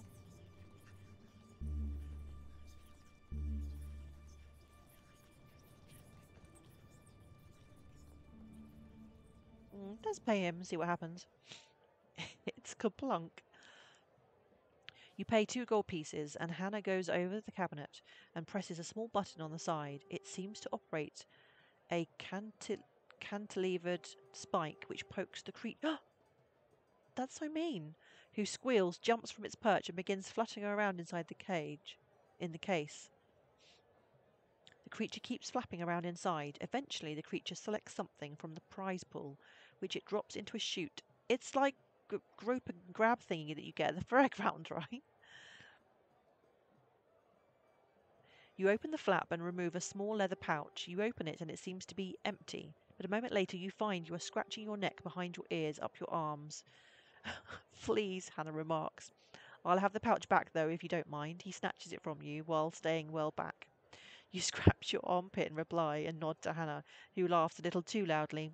Then you head out of the tent. Okay, well, that was a waste of 2 gold coins. Now we've got fleas. You leave the fair behind. You leave the fair behind you and climb through fields towards the outskirts of the buildings until you reach a fork in the road. The slum districts of Lower Car are unlikely places to find nobles, but you might be able to learn their names or where they are hiding. In the elbow of the fork is a grand, well-kept building. Steam pumps from its roof. A creature emerges looking refreshed and flushed. It is a bathhouse. Maybe we can get rid of the fleas at the bathhouse. Yeah, what a great deal. We got fleeced. Ah, okay, but let's go to the bathhouse. I want to get rid of these fleas. You step in the cool of the bathhouse. It is a wide building of marble tiles and a sweet smell of pine and fresh wood. Gentle noises echo and murmur around the walls. The creature by the front desk greets you with a smile. Good afternoon, my lady, it purrs. The water is cool and fresh today. A swim costs 4 gold pieces. Is it worth it, you ask? Oh, very, the creature replies with a beaming smile. The waters of Kar are known for their healing and refreshing qualities. Maybe it's going to give me some stamina back? We have a steam room and a lagoon pool. You'll be well catered for. You hand over 4 gold pieces, and the concierge gestures you through into the centre of the bathhouse, where a wide pool awaits, with trees and shrubs either side. From across the room, steam curls from the doorway of a glass-doored room. You strip off and pile your clothes and belongings in one corner of the room. Okay, this I'm not too happy with. Obviously, what did I think I was going to do in a bathhouse? You dive into the pool and swim a few enjoyable lengths. You feel the fleas washing from your body. You feel better for the exercise. You feel your shoulders unknotting and your body relaxing. You enter the steam room and take a seat on one of the benches. The temperature is almost unbearable. Through the curling smoke, you see another figure in the shadows. You are not alone. Greetings, you call out through the smoke. The other figure does not reply, but stands and moves away through the steam. You feel the blast of cold air as the door opens and then closes. You sit in the smoke enjoying the relaxing steam until you cannot take the heat anymore. You head back out of the steam room. You feel a great calm and relaxedness flooding through your veins. Feeling much better, you turn to collect your belongings. We still need some food though. I can't even remember the last time I ate anything. Not trusting the city to pass up the chance to rob you, you check through your belongings, but everything seems to still be in place. Pleased, you head for the exit. The creature at the front desk beams cheerfully to you. You step outside onto the street. Ah, which way shall we go? What a weirdo who talks to people in a steam room. I don't know, I've never been in a steam room. I don't think I would like it. I get very claustrophobic. Cliff Road, head uphill. Let's go uphill. The road twists and turns up the rise until you emerge onto a wider road on the edge of a dense slum. From inside, down a street to the left, you can hear the very faint sound of singing. A smell of rotting fish begins to fill the air. You must be close to the docks. We needed to go to the docks for some reason, but I've completely forgotten why. Wasn't there a food place near the docks?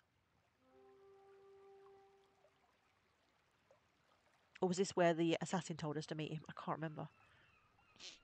You emerge from a narrow winding alley into an open space. On the far side, the Jabaji River slides past, its surface strewn with flotsam and jetsam dredged up from fallen parts of the city. The sails of the boats at anchor billow and snap in the breeze. You reach the docks, the beating heart of Kar. There are 2 or 3 ships moored for the night, and the space between them and the road is filled with a huge number of stalls and little shops selling everything from fishing tackle to sailing blocks to barrels of woodlouse rum. Woodlouse rum? Really? That sounds delicious.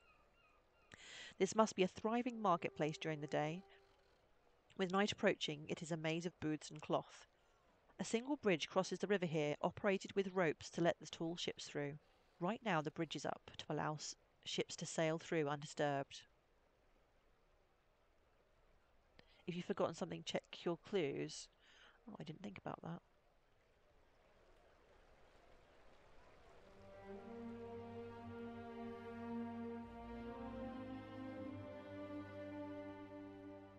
Portal traps, the watchword of the wall.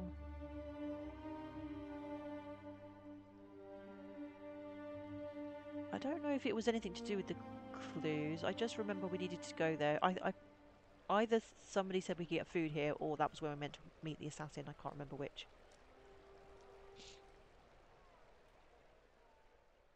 There are 2 inns visible. Oh, the Wayfarer's Rest. That's where we went to meet him. Yeah, we were meant to go meet the assassin there. And the Meat and Cleaver. There is nothing obviously different about either of them. Also, somewhere nearby is the Shrine of Slang. Okay, so that's also somewhere we need to go. So it's getting late. Do we still get the option to go to the shrine if we go to the pub first? Usually you do kind of get to do options that you haven't taken unless it's taking you like, I don't know. Sleep in the market, no thank you. Sleep by the river, no thank you. Should we go to the shrine first? Okay, let's do that first, and then we'll go to the pub, hopefully. Remembering that the shrine is near the docks, you search the side streets until you see a promising-looking low building. You step into the doorway of the shrine at the same time as a woman and her child are leaving. He really is a holy man, Mother, the little one is saying. Lassen's lame brother answered his question and he ran off the stage. The mother nods and the pair leave. Interesting.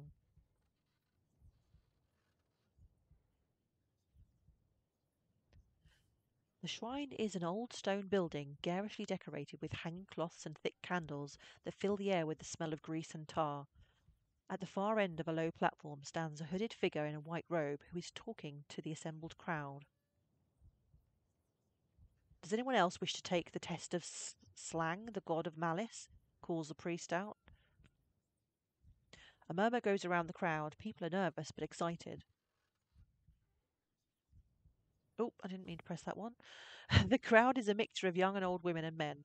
Some cheer and joke and murmur, while others have their legs and arms folded in a devout pose and pray through silent lips.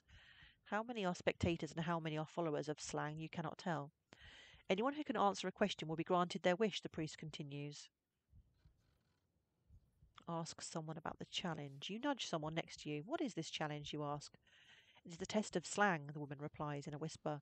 He grants you a wish if you answer him correctly, but you have to worship him, or else the question he asks is impossible. She shudders and grins. They don't call him the god of malice for nothing. As he waits for an answer, the priest plucks a knife from his belt and casually stabs it into his own hand. This sounds a bit sus. Let's see what happens. You wait and watch. Suddenly, a man leaps to his feet. I'll do it, he declares. The rest of the group cheers, and the man, a geriatric, is helped up onto the platform. Are you a follower of Slang? The priest asks. The man spits. Very well. In one corner of the room, a gong is sounded, and the crowd falls silent. Which do you choose? The priest demands of the man. Will you take the impossible challenge or pay the price of the easy challenge? The man looks uncertain and turns to the audience. People begin to shout suggestions. Choose the impossible, you cry out, adding your voice to those around you, bellowing loud and confidently. After a few minutes, the priest quietens the room and turns back to the man. So, what do you choose? I'll take the impossible challenge, the man grins. Very well, the priest declares. There is no price for the impossible challenge. Are you ready? The man nods excitedly. The crowd hush. Then tell me, the priest says, what is the answer to the question that is never asked? The man falls silent for a moment, chewing his lower lip and musing over his answer. Finally he says, silence. What is the answer to the question that is never asked? Is he correct? The priest smiles sadly and shakes his head. A clever answer, but not correct. The crowd sigh in disappointment. The woman next to you remarks, people always try the impossible challenge. You'd think they'd get the hint. The man leaves the platform and the priest turns back to the crowd. Who will be next? Let's take the challenge. You raise your hand and step forward. I will take your challenge. A stranger calls the priest with glee. Welcome her, please. The crowd whisper and murmur as you make your way to the platform. Welcome, stranger, the priest declares, helping you up. Are you ready to take the challenge, knowing full well that very few succeed? I am. The crowd cheer your response. Then know this. Slang is not a punishing god, but he is malicious. He does not wish for you to fail, but should you fail, he wishes you to know that it was all your own fault. I will not fail. The crowd cheer again. I see you have spirit. Good. Let us see if we can't break you. The priest smiles. Our practice is that you may choose which question to answer, but know this. One is impossible, the other is easy, and to answer the easy question you must give up something you hold most dear. The crowd are watching in expectant silence. It is time for you to choose. Choose the impossible, choose the easy. Choose for me? What do we have to give up if we choose the easy question? I mean, the impossible question seems like impossible, so perhaps we should just go for the easy question. I choose the easy question. The priest nods. The price of the easy question is something you value, your very soul. Okay, this is not good. To answer the question, you must agree to leave your god behind and become a follower of Slang. A follower such as myself and many others in this room. Will you take the adventure for a great reward? Let's do the stream raiders. Let's just leave this a little cliffhanger for a moment.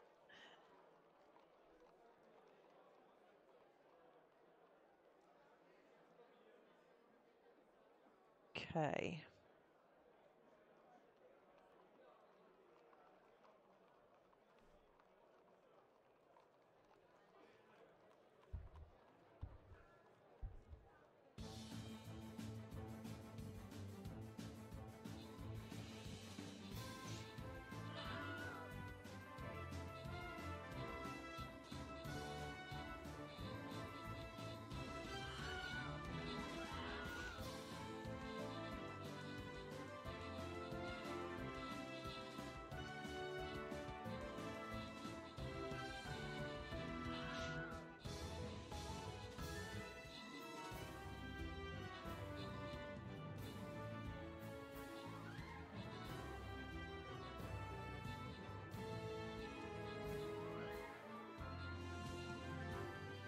The solution to the impossible question is really cool.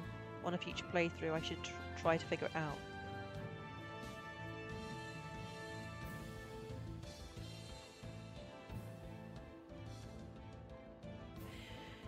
Usually when I play games, I like to, if it's a game that I'm enjoying, I like to get like all the trophies and the platinums, but I've been getting so few trophies during this, I feel like it would, and also there are no trophy guides. I would feel like getting a platinum for this is going to be really difficult.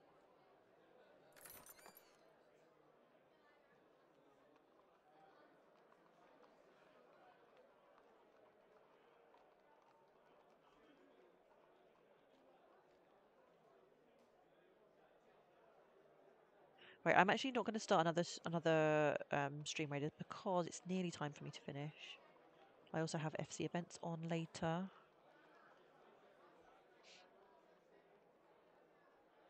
We'll have more stream raiders tomorrow. Okay, I will do as you ask.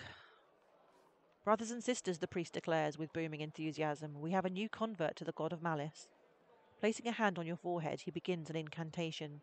You can feel your spirit guide slipping away from you. Oh, that's not good. Oh, let's see what happens. Oh, we got a trophy. You wait to see what will happen. You feel an icy touch as the spirit of slang enters your heart, laughing. The god of malice is now your spirit guide, and he will help, but his help will always come with a cruel cost. Oh, great. In the distance, the gong is sounded. The priest closes his eyes and begins to rock backwards and forwards. The crowd go quiet. All eyes are on you now. The priest's eyes flick open once more as he intones the riddle from the god. A shadowy swordsman you can barely see, but pray tell me now, if you can, who is he? A shadowy swordsman you can barely see.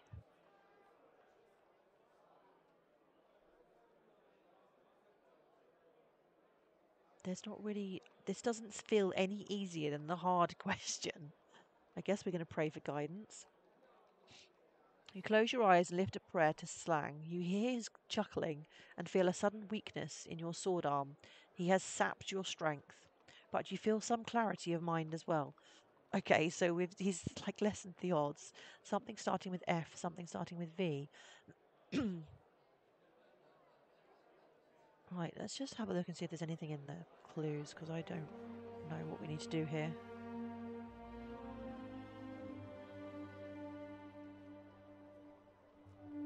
There we go. How can I have forgotten about my favourite shadowy swordsman? So it's talking about the assassin. I thought it was just something random. I didn't think it was going to be something to do with... So is it like that simple?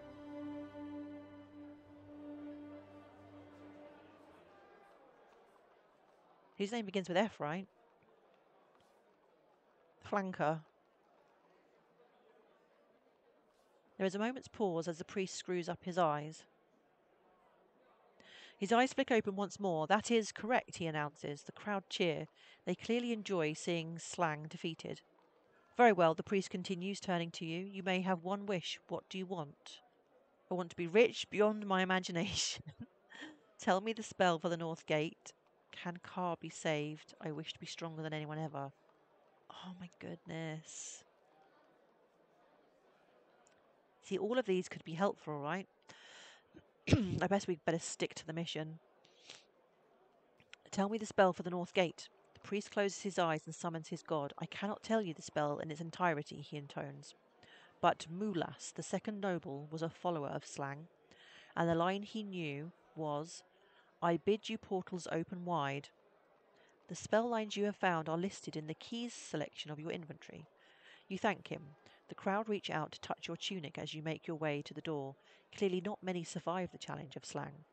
Back on the street it is night. Time to find somewhere to rest. You have found 2 new clues.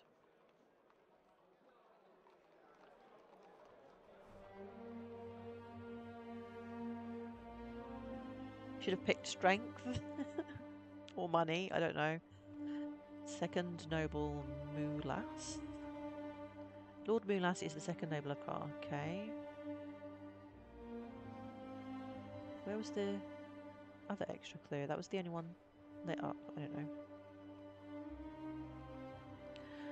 Slang sapping your strength every time you pray to him is a really big deal. It lowers your attack power in all of your future combats.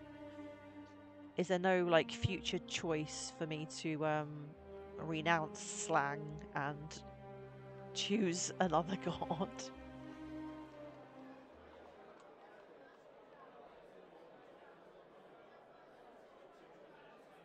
You return to the docks. You still need to find somewhere to stay the night. Okay, so we're going to Wayfarer's Rest.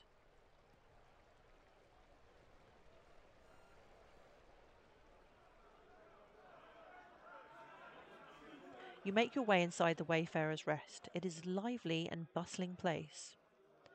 The innkeeper behind the bar is trying to serve numerous creatures, all demanding ale at the same time, while around the table, salty types and buxom wenches are laughing together and singing shanties.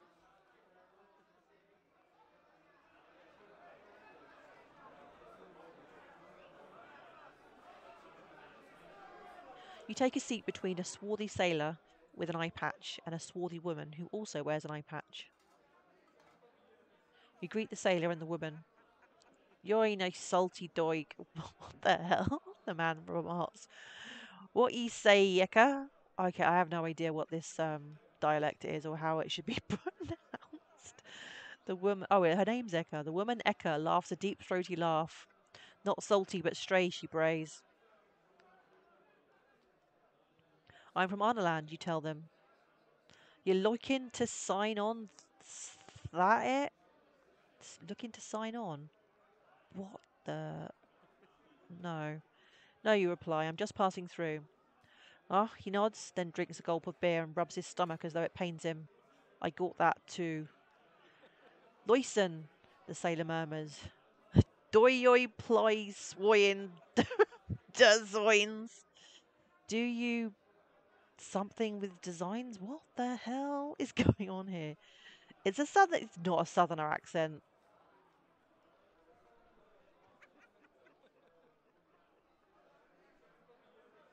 Oh, he's playing the it's this the dice game.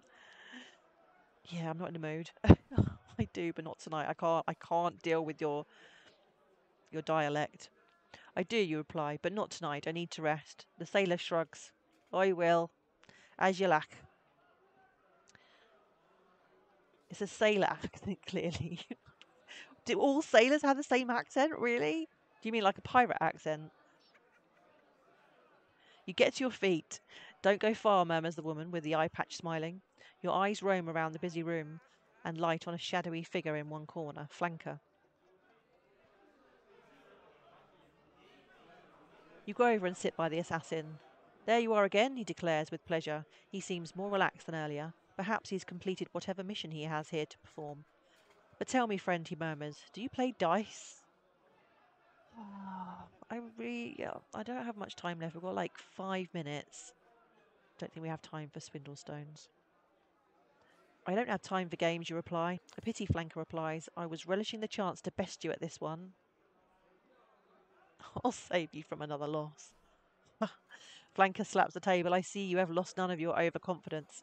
He leans forward intently, black gloved palms on the tabletop. Shall we put your spirit to the test? No. I don't have time. Flanker sighs. A pity. Well, I wish you well. You bid farewell to Flanker, and he sweeps out the room. Maybe we should have played him. Maybe we could have got something good from him. But I'm really terrible at the game, so I just want food and sleep.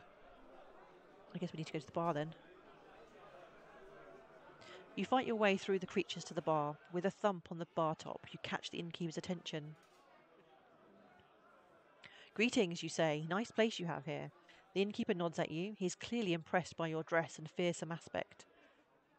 And what be your purpose in these here parts? He asked. I'm heading for the north gate. Look, the innkeeper replies, cutting you off. I didn't mean I wanted to know. I meant you want a drink. Here I am. You want to talk, and that's what my customers are for. He waves around the room at the hordes of drunken sailors and other ruffians who fill the space. The other creatures at the bar jostle and push each other for space.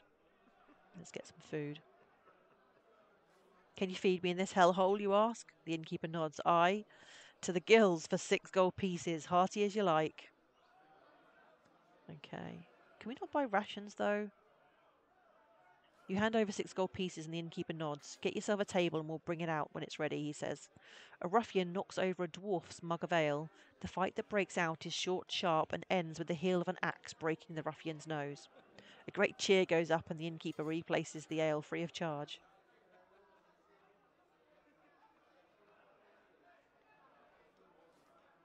How much is a room, you ask? The innkeeper holds up 4 fingers rather than shouting across the bar.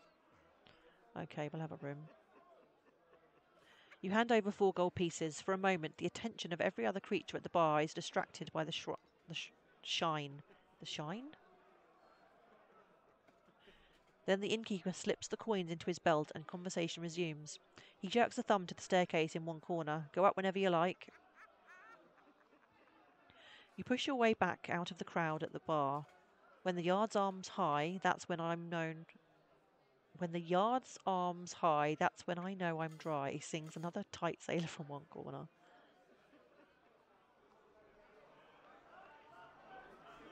Let's go and speak to the sailor first.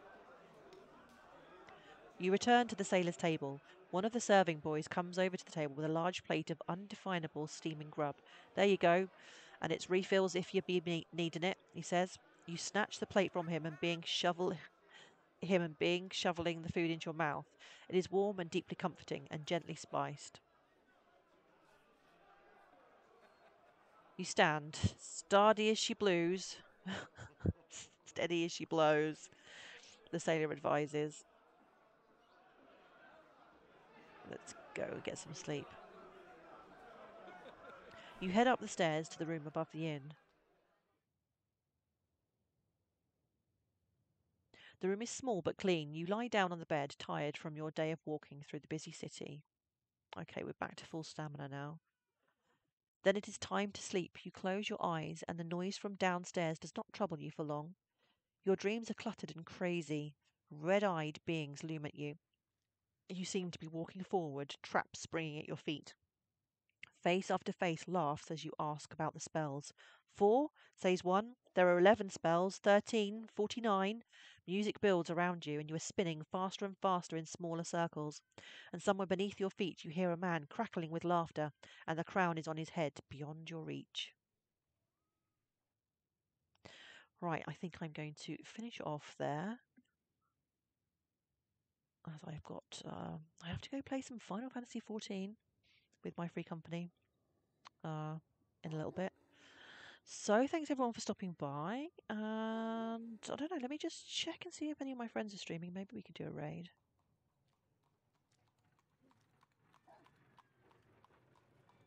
Oh, let's go see what Jasix is up to. Because for sure no one else is going to be playing this, right? I can't raid anyone that's playing this. Okay. So I should be back tomorrow at my usual time. And I will either be playing more of this or I could be playing some more Potion Permit. I'm not sure. It just depends what I feel like.